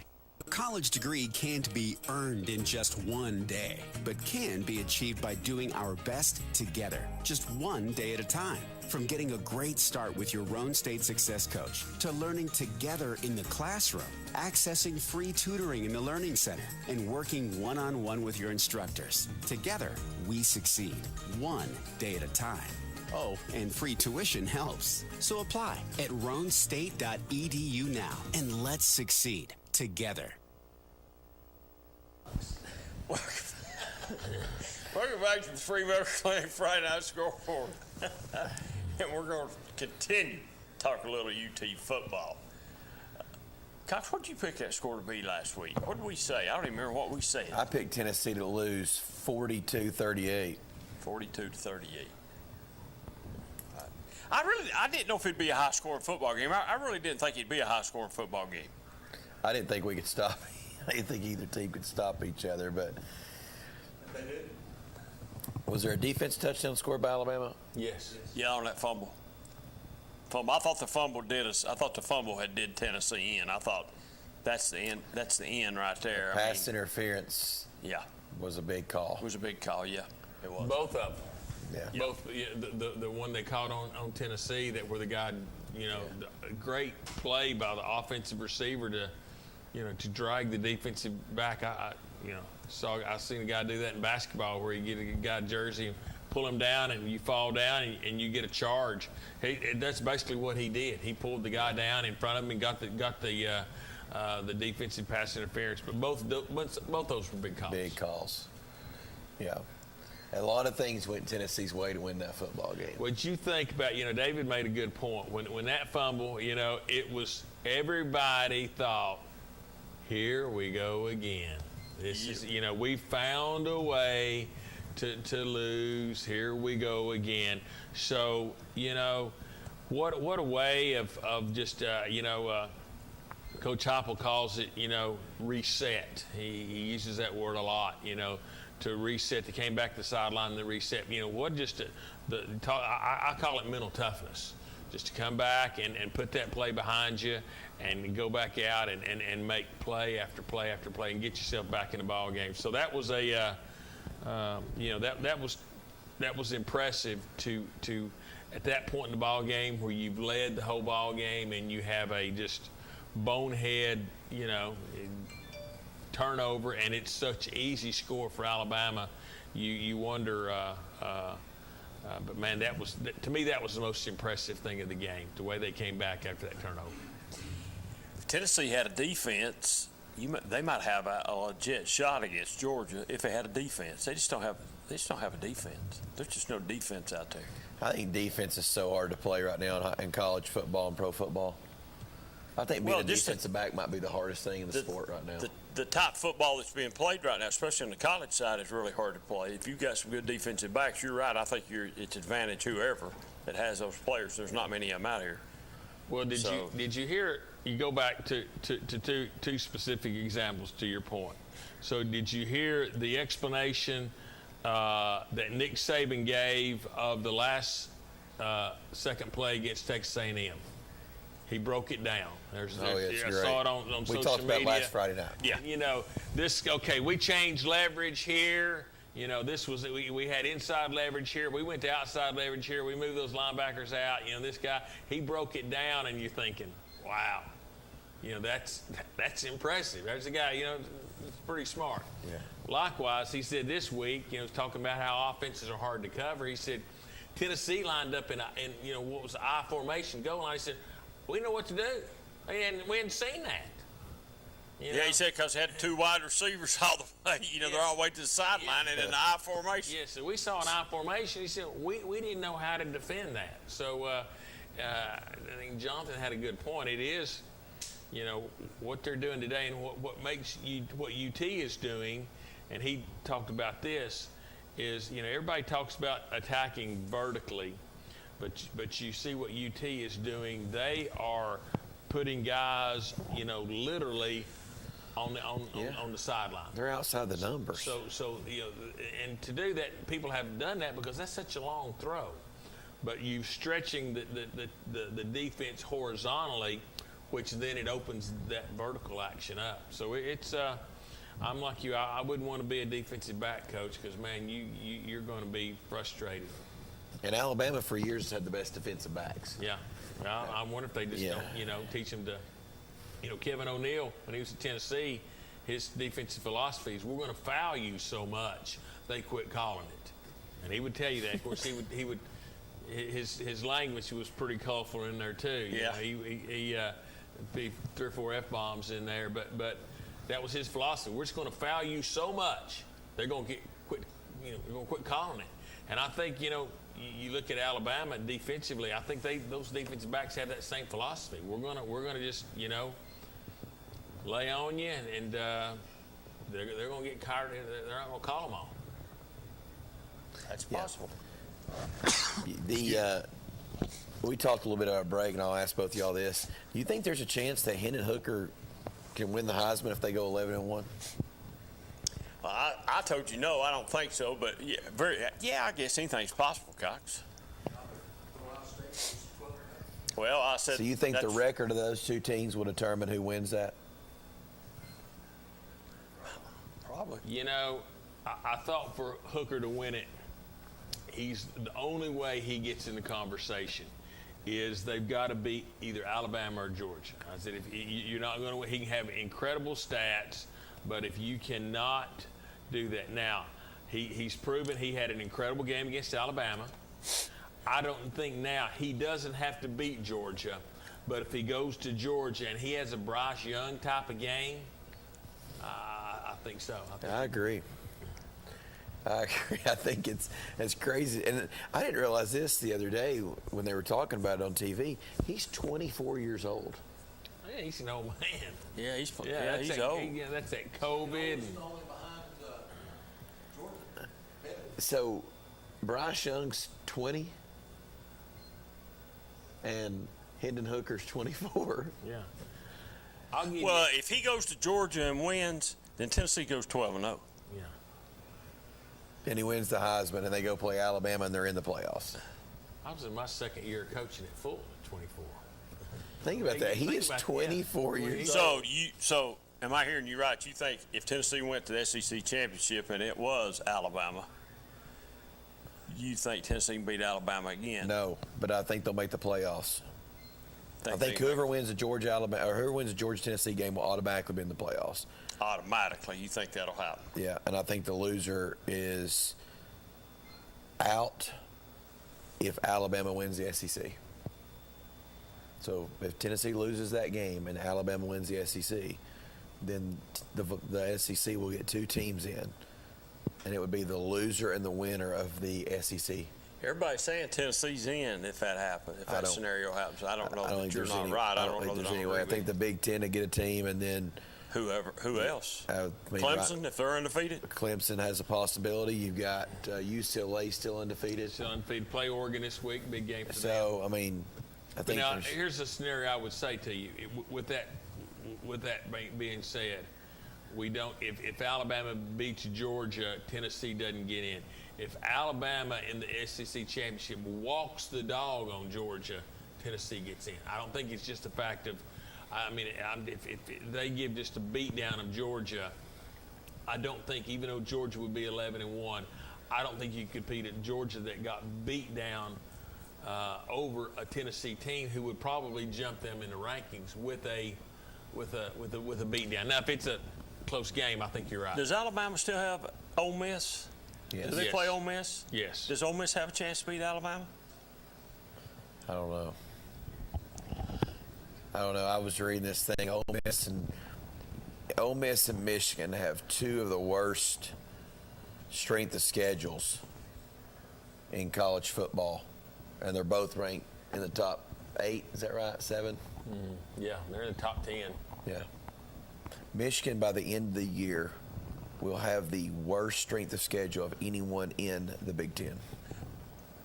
Well, all the people at Michigan really care about is beating Ohio State. Well, if they do, they'll be undefeated probably, unless something happens between now and then. Yeah, and that would knock Ohio State out and put Michigan in just like it did last year. So, yeah, I agree with you there. But that's all the Ohio State people. I don't know that Tennessee you could go and beat Alabama. Tennessee could beat Alabama, and most people would probably be happy with 1 out of 11. They really would be. It's changed the season beating Alabama. And you the excitement. By beating Florida and beating LSU and Alabama, you just take that chocolate sundae and you just make it a huge thing. Now it's really Alabama's all the extra toppings on top. You just name what extra. Yeah, right. It's banana split now. You're right. It's banana split now. That's correct. That's how you sell out a UT Martin game, which in the past would have been a 75,000. If that. Yeah, they've been a lot of tickets over for again, it's homecoming, but this time of year, 12 o'clock game. That's how you set me when you've done that. What you've done, that body of work, people are pretty excited. I was talking to my doctor Wednesday, and he was talking about Kentucky tickets. He was trying to find his daughter to some Kentucky tickets, and he said right now, Kentucky tickets are on pace to be more than the Alabama tickets were. Some of them. I don't know. I did the math the other night because I was figuring out how much, like people are selling these tickets for. And the section I said in, it's an average of $225 a ticket to go to a game right now for SEC games. $225 ticket is what it costs you to go watch the Vols play for your donation and your ticket. Randy Maples said tonight at the game, he's a usher over there. He said a girl from Alabama showed up and had 4 tickets on her phone. She'd spent $5 grand. Daddy had called her. He wasn't real happy. Make sure that was a charge. But another friend of mine had 2 tickets and a former player over there, and he sold them both put them online for $1,000. They were sold within minutes. It was nuts. I think somewhere in the upper deck, $550. Somewhere he was telling me. Yeah. It was unreal. Just, so everybody's making it. You'll sell your Kentucky tickets, won't you? No, we're going. You going? Yeah. Meredith hadn't been to a game, and she's going to go tomorrow in Kentucky. Yeah. So, but no, we're going to go. I think it's going to be fun. That Saturday night game over there, 7 o'clock. And Kentucky, yeah. Yeah. They might do like a blackout or something. I think it'd be fun. So you think we're going to have black uniforms on, orange numbers and stuff? You think? I think there's a good black helmets. I think there's a good chance. I mean, if you go look at the picture of the kicker, he's wearing a black helmet. There'll be some Tennessee. He's got a black helmet. There'll be some Tennessee people not happy with that neither. Did they wear white helmets? They wore white helmets with black jerseys, didn't they? Yeah, I think so. The year they wore black against South Carolina. Yes. Yeah. Orange pants. Yeah. Black and orange jerseys with the white. That's the only time they've wore black jerseys, isn't it? Was it against South Carolina? They went dark. Yes, South Carolina. You remember that was Lane Kiffin did that. Lane Kiffin. It was the first year. Yeah. It rained that night. Yeah. And they called them on like Monday or Tuesday and said, hey, we're going to do this. Called back the next day and said, hey, we can't do it. Called back on Thursday afternoon and said, hey, we got to have them done. I was on the sideline. I was Robbie's. No, well, they didn't have no time to make them. No, they were ugly jerseys, but I can remember I was on the sideline. I was Robbie's cord man that night. For that night, and it poured, didn't it? It rained, yes. So, Spurrier was coaching at South Carolina then, but I can remember just the buzz when they came out in those black jerseys. That place went bonkers. Yeah. What do you think? Who we think is going to be the new coach at Auburn? They fire that guy? Not yet, but he's going to get fired. Oh. They're just waiting to hire an athletic director so they can let him fire him. But they're going to fire Brian Hartzell. He's gone. You can just about bet that. I don't know who'd want They say that's a Death Valley job. Don't go there. That's a dead end, man. It's like Campbell County used to be. Don't go to Campbell County coach football because your career's over with if you go up there. Price Boys have proven that wrong now, but they say that Auburn it's run by about 4 or 5 people and big boosters or big donors or whatever they are, and when you upset them, you've upset the apple cart. And Jamie Chadwell. They call Chadwell? Calling him. He'll be. You think about it right now. You don't have to be a really good football coach to be set for life. I mean, look at again, when you have the right opportunity. When they fired Ogeron, when he found out he was going to get $17 million, he said, "When you want me gone, which door you want me to go out of?" That's what he said. I heard him say that. Oh yeah. So I mean, again, so it'd be foolish for an SEC guy to turn down that opportunity. You could be terrible at it, but you're going to be set for life because you're going to sign on the front end. You're going to sign a contract that's probably worth, at Auburn, probably a 4-year deal that's probably well north of $10 million. I mean, that's. You think he'd ever leave Coastal? Yeah. You think he would? Is it just going to have to be the right for the right job? You think it's got to be the right job? Yep. I'm really surprised that Virginia Tech thing didn't pan out. That kind of who'd they end up hiring? I don't even know. I forget who the guy was they hired, but that was kind of. Obviously, he's a no-name. Yeah. Yeah, obviously he is. I cannot remember who they hired, but Beamer, going to South Carolina was just a hire from a donor. That's who they wanted. Yep. Who the donor wanted. I mean, there's some big openings right now. Like the Nebraska job has to be it has to be an interesting job for somebody that wants to take it. I mean, that's a program that traditionally it's a fairly good football program. Josh Heupel is doing at Tennessee, and I've read this by multiple national media people. He's doing at Tennessee what they thought Scott Frost would do at Nebraska. Quick turnaround. I mean, so everybody they thought Scott Frost would turn Nebraska around and turn it around quickly. Heupel's success at UCF was all traced back to Frost. His recruits, his players, he didn't change anything, He ran, matter of fact, I think he ran the offense that Scott Frost was running, UCF his first year. So his success, he was, when he came to UT, he couldn't recruit. He won with Frost's players. So everybody thought he would do what Josh Heupel has done. But it makes you wonder, there was at UT some dysfunction. There's got to be some dysfunction going on for a program at Nebraska who has been a football blue blood for a long time. They ran off Bo Petrino because he was going 9-3 every year. We ran off Phil Fulmer because we were going 9-3 every year. When we were stinking it up with Pruitt and Butch Jones and Dooley, we would have took 9-3 and been really happy. They probably would have. And I'd say Nebraska, would they realized, 9-3's not, it ain't real bad. It's not bad. They said Scott Frost, he played more golf than he coached football. They said he was late for meetings. Some days he didn't show up for practice. I don't know if any of that's true or not. I don't know. That's what you told me. That's just what they say about him. That's what there's reporting on him that it was just. You gotta be pretty stupid not to show up. I think it's probably the case. He got a huge contract and he thought it's Nebraska. It might run on its own. I don't know. That's the biggest thing, and that's what the most impressive thing about Nick Saban is to me, is all of his success. how single-minded he is, how driven he is. He is not looking in the rearview mirror. He's not complacent. There's been stories told the moment that they win the national championship. He has a staff meeting the next morning at 7 o'clock, and man, he's ripping those guys, ripping them for they're behind Georgia. They're not doing this.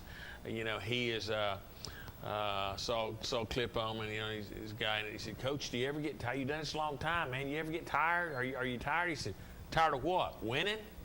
So I mean, to do that he, you look at his body of work, it's impressive, and he is still as driven. At his age, he's still pretty driven today.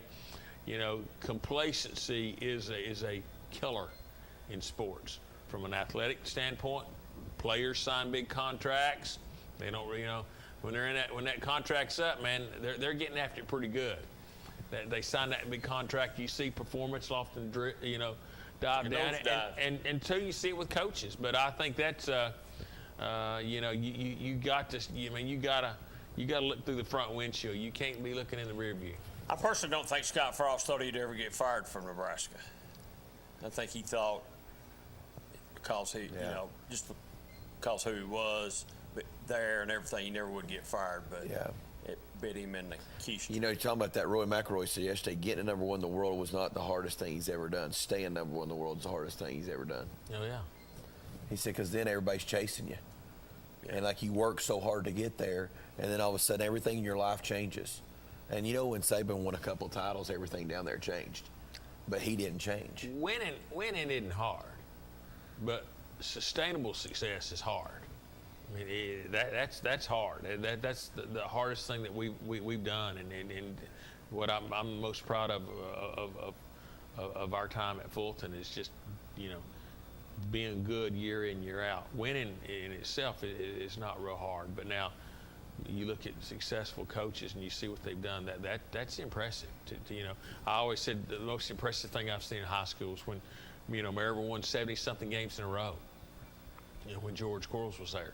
Man, that was, to do that, so many years and, so many classes. And again, just to handle success and keep guys hungry and driven and all those things right there. High school kids, not college, 15, 16-year-old kids, to keep them that way. That was impressive. That was just extremely impressive to me. Absolutely. We're going to take a quick commercial break and then come back and sort of wrap things up here. We'll do it. Let's take a break. We'll be right back. We should never lose sight of our health. To keep moving forward, let's not forget everything we've learned. Limit the salty food options. Make your own daily exercise routine. And always receive regular checkups. More than anything, we have learned how important these small steps can make a big difference, so we can all continue to move forward together.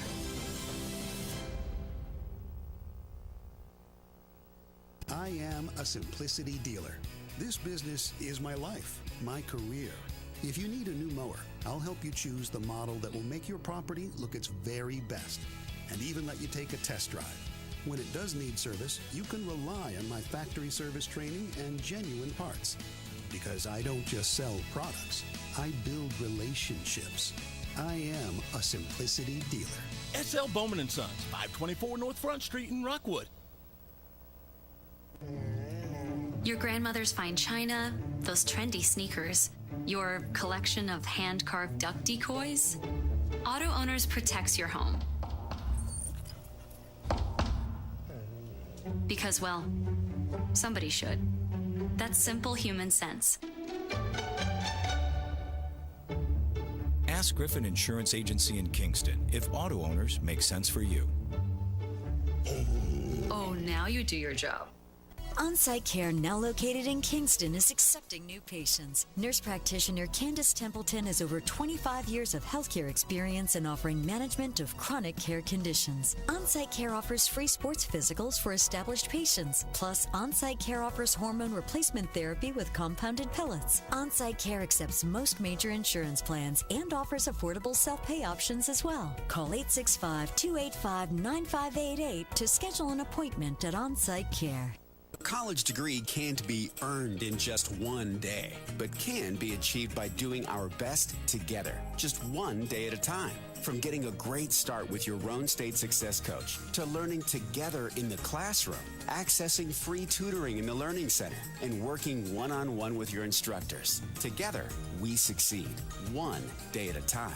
Oh, and free tuition helps. So apply at rhonestate.edu now, and let's succeed together. Pat Ryan here with Kathy May Martin. If you're thinking of buying or selling real estate, then make the right play call and contact Kathy May Martin for all your real estate needs. Kathy's 30-plus years of knowledge and experience gives her clients the competitive edge. You know, like me on game day.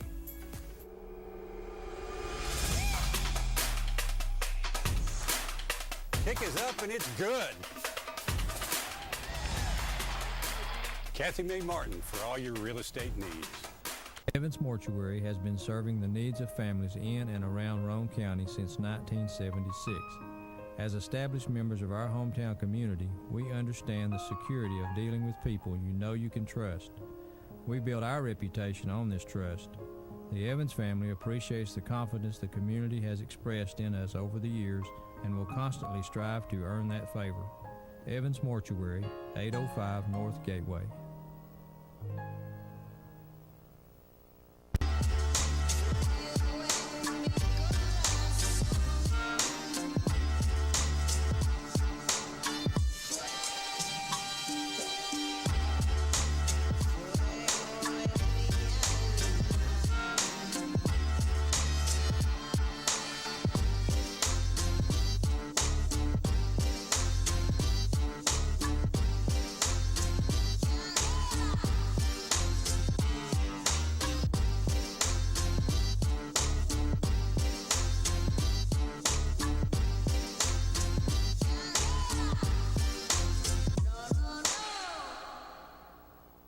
Football is back, and OEB Law is excited for a season full of big hits,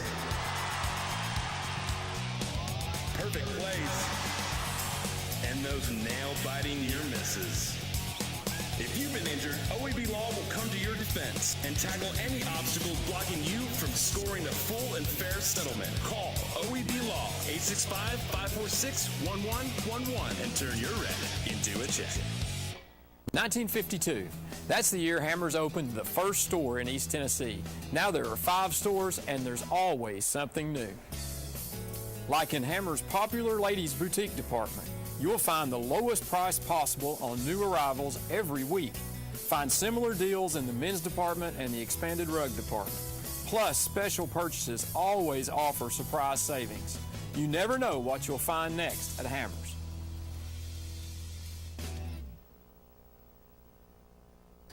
Welcome back to the free medical clinic Friday night scoreboard, folks. Don't go without medical insurance or anything. Check them out there, and they'll try to take care of you. They're really good to us, so we appreciate them being our sponsor over the last couple of years. All right, boys, we're going in week 11 next week. We're going to finish this thing up strong, and we'll be ready for the playoffs. Is there any really big game? I mean, there'll all be region games next week, won't they? Fulton's got a huge game. Yeah. Fulton's got a huge game. Either second or fourth. Yeah. Clinton's got Carnes next week. They're playing for pride more than anything. That'll be a good game. That'd be a good game. I think Clinton got them last year. That'd be a good game. So who's Oak Ridge? Oak Ridge comes home to play. No, Oak Ridge is on the road at Campbell County. Big game. That'll be a big game. That's got some. That'll have some stuff to do in the standings of the region there. Yeah. I don't know about down towards the Roane County way. I don't know where those schools are at next week. Game of the week, Oliver Springs at Midway. Kingston's at Loudon. Did Kingston have this week off? No, Kingston got beat tonight, I think. Okay. Stone Memorial beat Kingston tonight, I think. Yep. So, Jody, man, we appreciate you coming down. You can come anytime you want. Let's come on down. We love having you here. We've talked a little bit of everything tonight. So, if you had a chance to talk about TSSAA and get it, so that's always a hot topic, man. So next Friday we'll have playoff standings and scenarios and all that good stuff on the show. We'll be able to break down what everything will look like. We should. Maybe. Where's Jesse at tonight? He texted me. He said, "Sorry, I won't be able to call. I'm slammed." You tell him Last week he was trying to find something to do. Oh, he's up. I know where he's at. They had a celebration night up there, didn't they? Senior night at Anderson County. He's a senior tonight, wasn't he? Tonight was senior night. He got honored up there, didn't he? Got his leather jacket. Tell him he got his leather jacket tonight in Anderson County. You tell him that when you talk to him. You tell him I said he got his leather jacket. We'll just need to ask him next Friday night if he was up there for senior night. Mad for life. Yeah, he's mad for life. Yeah, he's mad for life. Yeah, he is. He's got him going to the state championship. Does he? Yeah. He's got. Well, he got a leather jacket tonight. Then he says they're talent and experience. They've got everything they need to make the run. We'll see. We'll see. Like I say, that 12-0 Anderson County, 12-0 Greenville. What a game! We'll know in 4 weeks, right? What a game! That'll be a. We'll know here in a few weeks.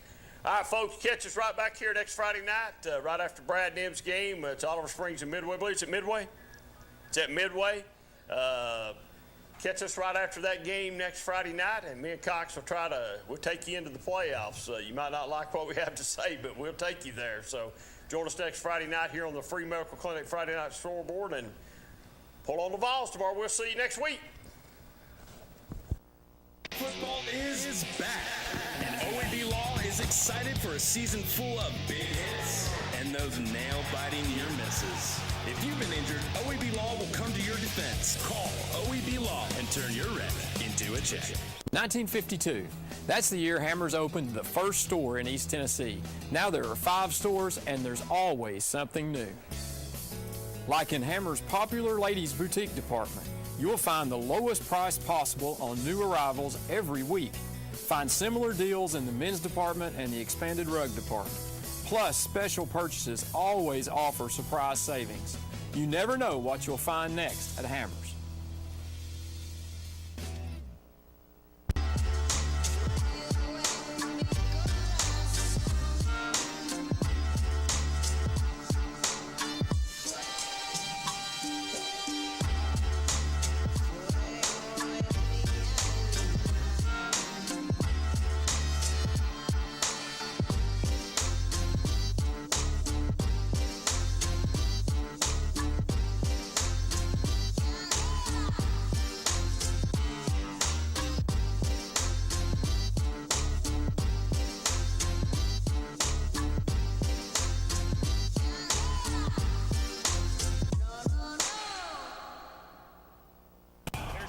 Talk about the risks associated with the COVID-19 vaccine. But the reality is, it's safer than being tackled by a Tennessee Titan.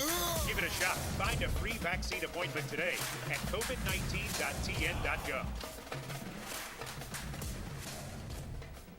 A college degree can't be earned in just one day, but can be achieved by doing our best together, just one day at a time. From getting a great start with your Roan State Success Coach to learning together in the classroom, accessing free tutoring in the Learning Center, and working one-on-one with your instructors. Together, we succeed, one day at a time. Oh, and free tuition helps. So apply at roanstate.edu now, and let's succeed together. Pat Ryan here with Kathy May Martin. If you're thinking of buying or selling real estate, then make the right play call and contact Kathy May Martin for all your real estate needs. Kathy's 30-plus years of knowledge and experience gives her clients the competitive edge. You know, like me on game day.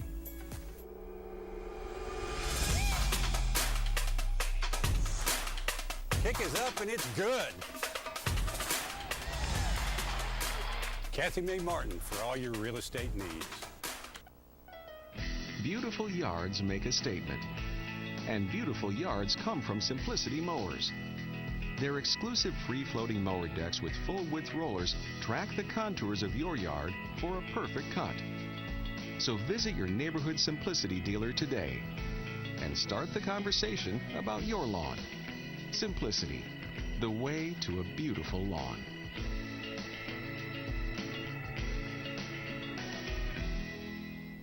On-Site Care, now located in Kingston, is accepting new patients. Nurse practitioner Candace Templeton has over 25 years of healthcare experience in offering management of chronic care conditions. On-Site Care offers free sports physicals for established patients. Plus, On-Site Care offers hormone replacement therapy with compounded pellets. On-Site Care accepts most major insurance plans and offers affordable self-pay options as well. Call 865-285-9588 to schedule an appointment at On-Site Care. You've dreamed about the perfect house, a place to call your own, and a place to not only stretch out, but to grow. Auto Owners protects your house because to you, it's home.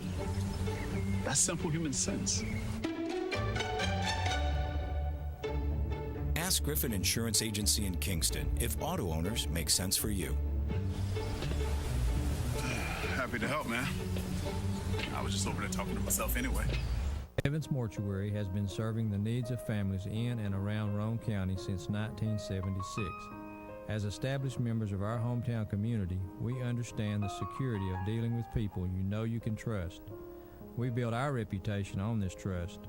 The Evans family appreciates the confidence the community has expressed in us over the years and will constantly strive to earn that favor. Evans Mortuary, 805 North Gateway. Football is back, and OAB Law is excited for a season full of big hits and those nail-biting near misses. If you've been injured, OAB Law will come to your defense. Call OAB Law and turn your wreck into a check.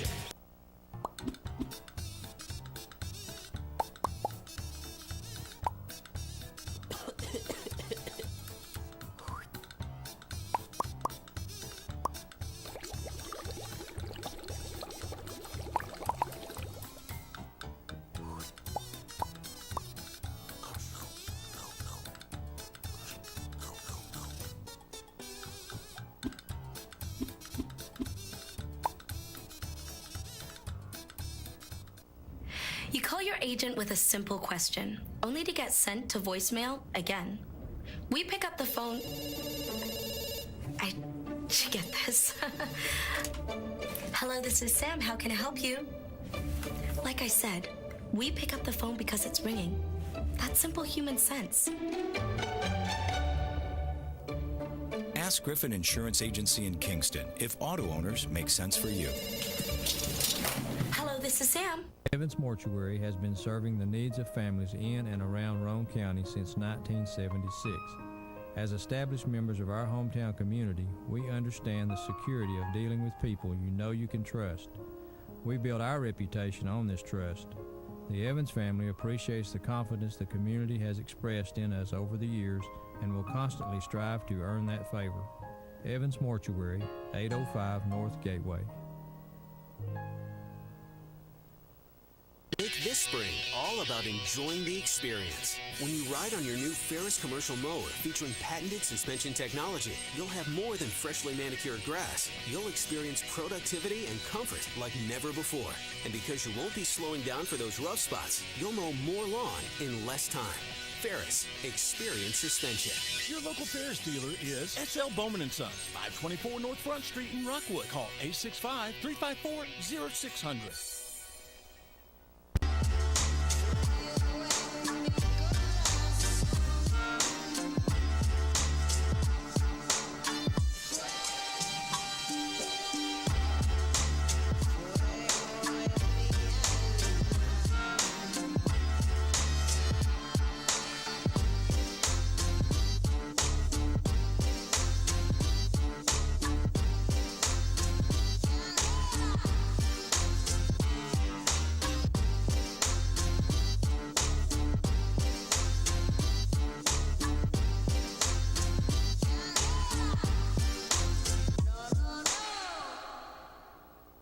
Pat Ryan here with Kathy Mae Martin. If you're thinking of buying or selling real estate, then make the right play call and contact Kathy Mae Martin for all your real estate needs. Kathy's 30-plus years of knowledge and experience gives her clients the competitive edge. You know, like me on game day.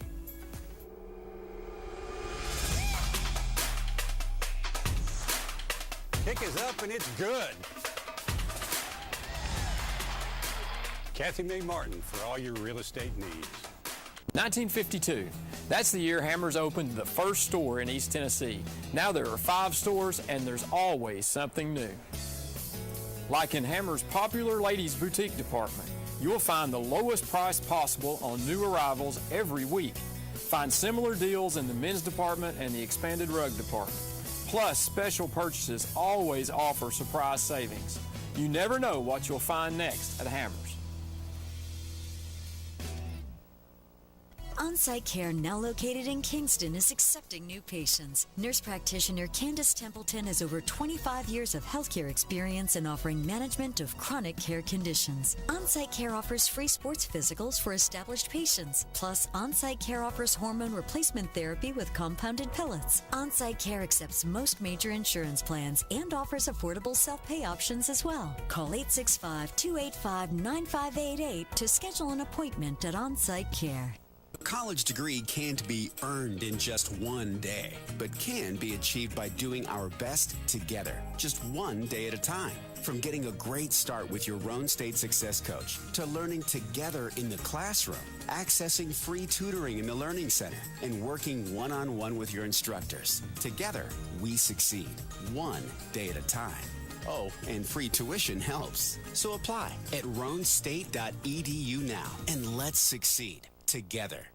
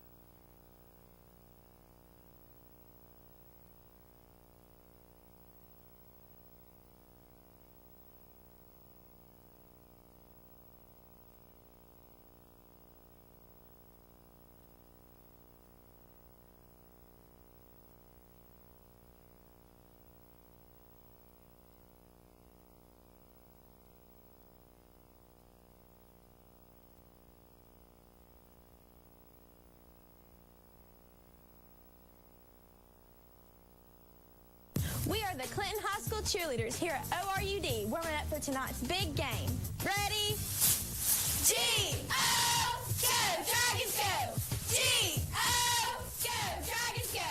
G-O, go, Dragons go! Let's go, Dragons! ORUD has exciting new appliance incentives to offer your family. Buy appliances and get rewarded. It's as simple as that. Learn more about how much you can save at ORUD.org. You can save over $1,000 on your annual utility bills when you make the switch to natural gas for heating, cooking, and clothes drying. Natural gas is affordable, reliable, and safe. We are proud to offer our customers a product that saves money, provides consistent service, and is a clean energy source. ORUD is your one-stop shop. We sell and install gas appliances for our customers and make it easy to add to your bill with our 0% interest financing. You can make the game-winning play by switching to natural gas this football season. ORUD is your affordable energy choice. Let's go, Tigers!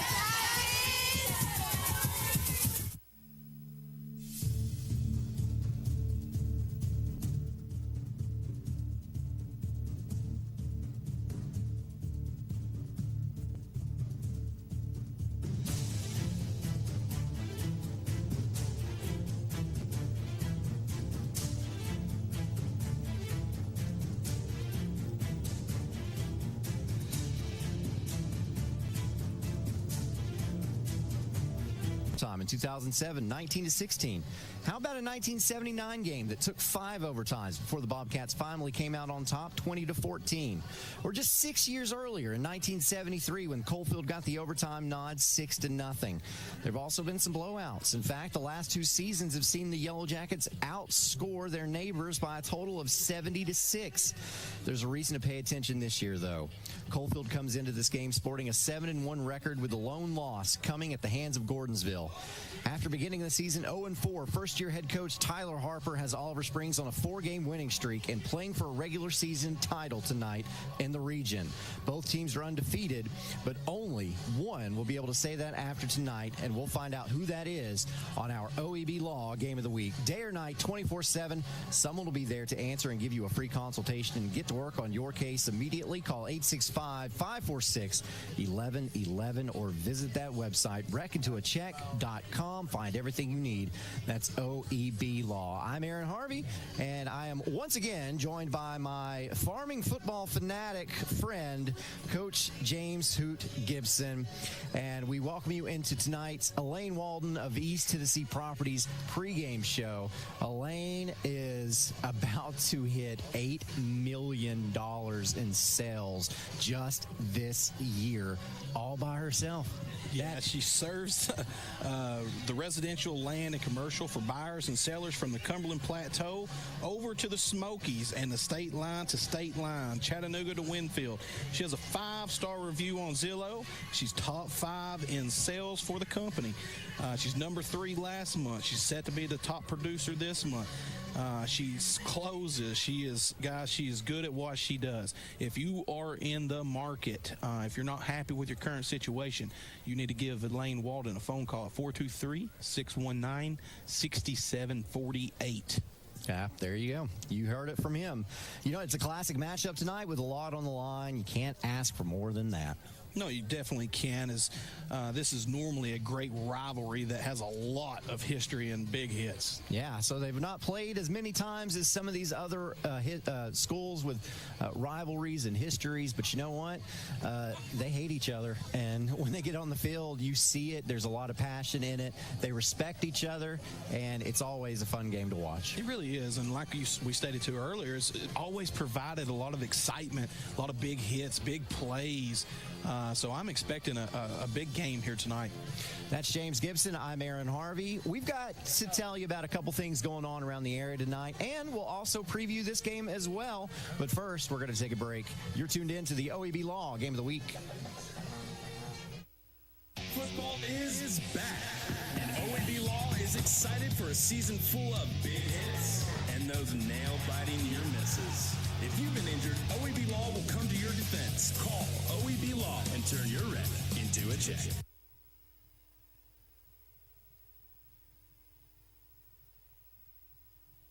The Harriman Utility Board works hard to ensure reliable electric power is delivered to our service area. Recurring tree trimming and maintenance is essential to preventing unplanned outages caused by falling trees. HUB crews are constantly at work during the peak growing season and respond rapidly to storm damage. As partners in our community, we urge customers to be aware of the importance of electric line right-of-way management. Find out more about current right-of-way policies at our website, hub-tn.com.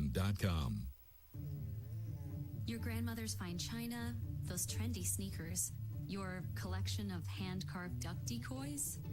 Auto Owners protects your home. Because, well, somebody should. That's simple human sense. Ask Griffin Insurance Agency in Kingston if auto owners make sense for you. Oh, now you do your job.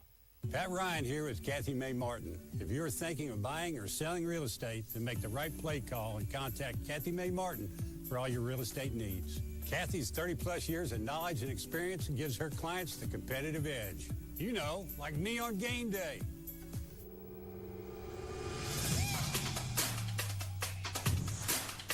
Kick is up and it's good. Kathy May Martin for all your real estate needs. When should you get tested for COVID-19? You have symptoms of COVID-19, such as runny nose, congestion, sore throat, fever, cough, shortness of breath, muscle pain, headache, chills, or loss of taste or smell. Current testing recommendations say everyone should get tested immediately if they have symptoms of COVID-19. If you have symptoms, be sure to follow recommendations about how long to stay home and away from others. For more information, visit our If You Are Sick or Test Positive webpage.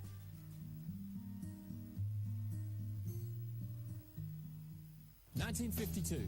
That's the year Hammers opened the first store in East Tennessee. Now there are 5 stores, and there's always something new. Like in Hammers' popular ladies' boutique department, you'll find the lowest price possible on new arrivals every week. Find similar deals in the men's department and the expanded rug department. Plus, special purchases always offer surprise savings. You never know what you'll find next at Hammers. We are the Harriman High School cheerleaders here at ORUD warming up for tonight's big game. Yes, we are. Are you proud to be a devil? Yes, we are. Are you proud to be a devil? Yes, we are. Are you proud to be a devil? Yes, we are. ORUD has exciting new appliance incentives to offer your family. Buy appliances and get rewarded. It's as simple as that. Learn more about how much you can save at ORUD.org. You can save over $1,000 on your annual utility bills when you make the switch to natural gas for heating, cooking, and clothes drying. Natural gas is affordable, reliable, and safe. We are proud to offer our customers a product that saves money, provides consistent service, and is a clean energy source. ORUD is your one-stop shop. We sell and install gas appliances for our customers and make it easy to add to your bill with our 0% interest financing. You can make the game-winning play by switching to natural gas this football season. ORUD is your affordable energy choice.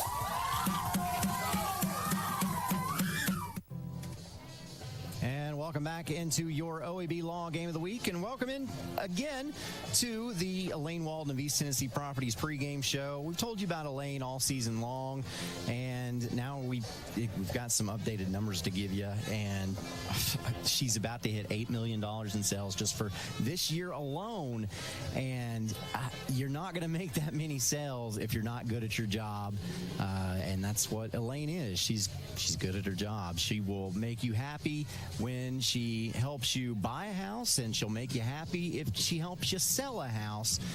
She makes both parties very happy and serves all over this area, Cumberland area, 5-star rating on Zillow, over $20 million in sales for her career, lots of experience. What else can we say about Elaine Walden? Not much, Aaron. She's the best at what she does. If you're in need of any type of assistance in the world of real estate, commercial or residential, give her a call, guys. She can help you out. She absolutely can. And let's talk a little bit about what is going on tonight. There's a great docket of games on the table tonight. Let's start with Anderson County and Bearden. A top-notch offense versus a top-notch defense. What do you see happening? Well, this is a big test for the Mavericks as Anderson County is for a big matchup against Bearden, who is one of the best defenses in East Tennessee. This will be one of the premier matchups for Anderson County in the entire season. And you imagine the schedule that they've played.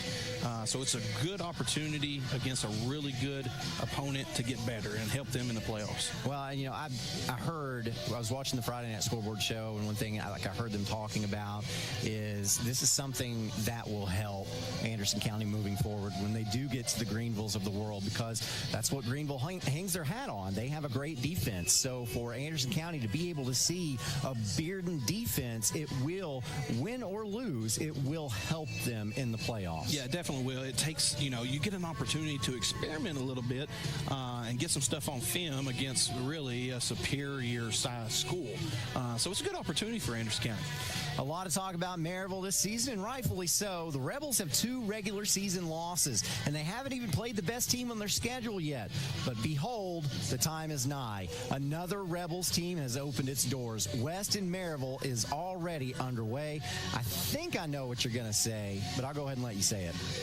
Well, let's not forget, Maryville is still a team that can beat anyone any given Friday night. But I'm going by West by 2 touchdowns. They just that good. 2 touchdowns? 2 touchdowns, 14 points West. I don't know about that. I pulled up Coach T. I was wanting to know if there was already a score on that game. So far, there is not, which is probably a good sign. However, I can tell you that Lenore City is up on Heritage 8-0. So wow, things are turning around for the Lenore City program. Yeah, and there's already a score for a game that we'll talk about later. It's Alcoa and Tyner, but I am not going to mention that until we get to that point, because I want to know what you think pre what you hear of the score there. There you go. So I tell you what, enrollment numbers came out for the upcoming TSSAA school year. So these are the numbers that are going to be used in the next year. So the 2022-23 year. And so you see, if you look there, you see Rockwood lost 18 students from their enrollment, and that is going to push Rockwood down into single A in football. And immediately Rockwood becomes a state championship type contending program down there at Rockwood. Immediately. Yeah. John Webb is drooling right now, boys. I'm telling you. And when Rockwood moves down to single A, I'm assuming they would fall in the same region as Cofield. Yeah. Can you imagine a Friday night Cofield versus Rockwood? Yeah, it'd be a lot of fun. Count. I mean, yeah. And that is, Brad just said it out loud, but that's probably going to be a game of the week next year. So look at Wartburg, 383. They've got, 19 more students than Rockwood, but Wartburg stays double A in football. Yeah, that's gut-wrenching for the Wartburg Bulldogs. They're going to still play at Region 2A, and it's you're going to have to really get some kids out on that roster. Yeah, so everybody on that list is a single A team except for Wartburg and Kingston. Kingston stays 3A. You see Anderson County, Clinton, Campbell County, Oak Ridge. Anderson County stays 4A. Clinton stays 5A. Campbell County stays 5A, and Oak Ridge stays 5A. So, and just barely. 1496. They were almost. 1496 was the 2020 numbers. Oh, yeah, 1549. Yeah. Jeez, Oak Ridge is really growing. Yeah, Oak Ridge almost had to go into 6A, but they were able to stay. That's huge for that program. Yeah, that'd be the biggest 5A school. So, all right, so you see those enrollment numbers. We've got some other games going on tonight. Just a great slate of games tonight. We'll talk about that and preview this one when we come back. This is the OEB Law Game of the Week. Starting at center, number 61, Brady Woods. You need a vehicle that works just as hard as you do. At Ray Varner Ford in Clinton, we make those rugged everyday tasks a little easier so you can enjoy life in this new 2022 Ford Edge all-wheel drive, $41,990. 2022 Ford XLT four-wheel drive Explorer, $51,210. 2022 F-150 4x4 Super Crew, $59,954. Local you trust, hard-working vehicles you can afford. Ray Varner Ford, your East Tennessee Ford dealership. On-Site Care, now located in Kingston, is accepting new patients. Nurse practitioner Candace Templeton has over 25 years of healthcare experience in offering management of chronic care conditions. On-Site Care offers free sports physicals for established patients. Plus, On-Site Care offers hormone replacement therapy with compounded pellets. On-Site Care accepts most major insurance plans and offers affordable self-pay options as well. Call 865-285-9588 to schedule an appointment at On-Site Care. Patterson's Appliances has been helping families like yours find quality home appliances from trusted brands including Whirlpool, Maytag, and KitchenAid for over 55 years. Our knowledgeable appliance specialists know how to outfit your kitchen or laundry room with the right appliances to meet your needs. We service what we sell with our own in-house factory-trained service technicians. And for the DIYers, our parts department is always ready to help customers find the appliance parts they need. Patterson's Home Appliances, because we care. A college degree can't be earned in just one day, but can be achieved by doing our best together, just one day at a time. From getting a great start with your Roan State Success Coach to learning together in the classroom, accessing free tutoring in the Learning Center, and working one-on-one with your instructors. Together, we succeed, one day at a time. Oh, and free tuition helps. So apply at roanstate.edu now, and let's succeed together. And welcome back into the OAB Law Game of the Week and the East Tennessee Properties, Elaine Walden of East Tennessee Properties pregame show. I'm Aaron Harvey, joined by Coach James Hoot Gibson. And let's talk about a really fun game tonight, potentially fun game, but I don't know. We'll get your take on it. You know, Tyner Academy's undefeated on the season, and the Rams from Chattanooga haven't allowed more than 7 points through the first 9 weeks. And what's more, they've only scored less than 35 once. One of the teams they've played is Brainerd, which we recognize as an opponent of some of our local teams in Region 3 AAA. They won that one 42-0. But I tell you who they haven't played. That's Alcoa. But that changes tonight. The Tornadoes playing host. You think the team that could be destined for a 2A state title can compete with the team who could be destined for a 3A state title? Well, Tyner used to be one of the premier programs in all of Tennessee, producing some of the elite national talent. But I think they will challenge Alcoa in some ways, but I still see Alcoa winning this big. Let's not forget, Alcoa could be competing in 2A if they went by their enrollment, but they elect to play up for stiffer competition. How about that? That's true. Yeah. How many programs in the United States do that? I would love for somebody to have an answer to that. I'd love to know. Well, I know that Maryville also did that when they added the 6th A, because Maryville used to compete in 4A, and there were 5 classifications, so Maryville jumped up to 6A. Yeah, how many programs in the same county? Exactly. 2. They're in the same county. I don't normally do this, but some scores of interest for you. Alcoa has already scored on Tyner. It's 7-0. Wow. That one's in the first quarter. Farragut is up on Fulton, 14-6. So Fulton has scored on Farragut already. That was 7-6 just a second ago. Halls is up on Central, 7-0. How about that? That's another battle on Broadway. And Maryville's up on West, 6-0. So there you go. Whew. Just some scores of interest for you. It's a good Friday night here. All right, so Oakdale is at home tonight against Harriman. An Eagle win, and Oakdale is in. A Blue Devil fall and no playoffs at all. Now, if Oakdale loses it, then they'd need to beat Greenback to get in. If that is... Oh, let's take a moment and stand for our national anthem and a moment of silence.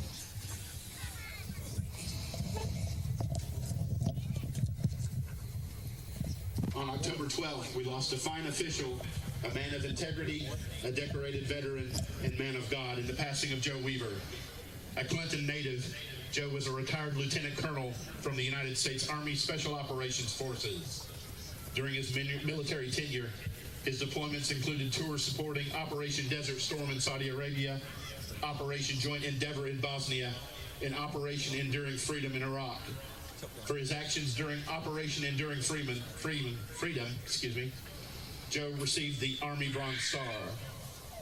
Joe received degrees in Business Administration from Roan State, a BS in Criminology and Sociology from East Tennessee State University, and both a Master's and Doctorate in Public Health from the University of Tennessee. Joe worked for years at Oak Ridge National Lab as an occupational health and safety officer. Joe also served as a TSSAA official for both football and basketball for many years and was often assigned to Coalfield athletic events at both the middle school and high school levels. He showed interest in the schools and student athletes, was quick with a kind word, and we will miss his smile on the field and on the court here at Coalfield School. We ask at this time that you please join us in a moment of silence as we honor Dr. Joe Weaver.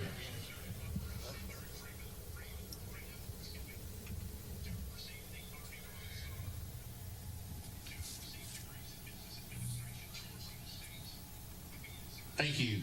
Please remain standing as we honor America, our veterans, and the servicemen and women who fight to keep her free with the presentation of our national anthem. Tonight's featured performer is Mrs. Sandy Sheldon. Oh, say, can you see by the dawn's early light what so proudly we held at the twilight's last gleaming, whose broad stripes and bright stars through the perilous fight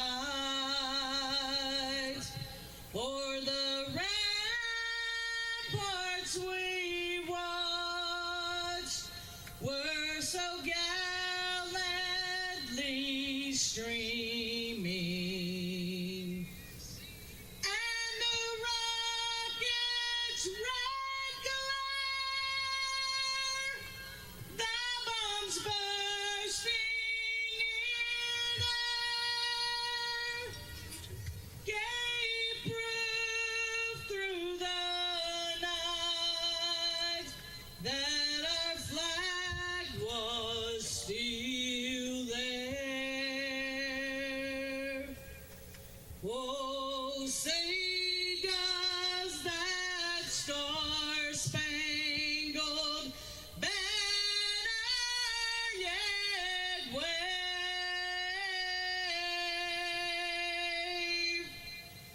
o'er the land of the free and the home of the brave.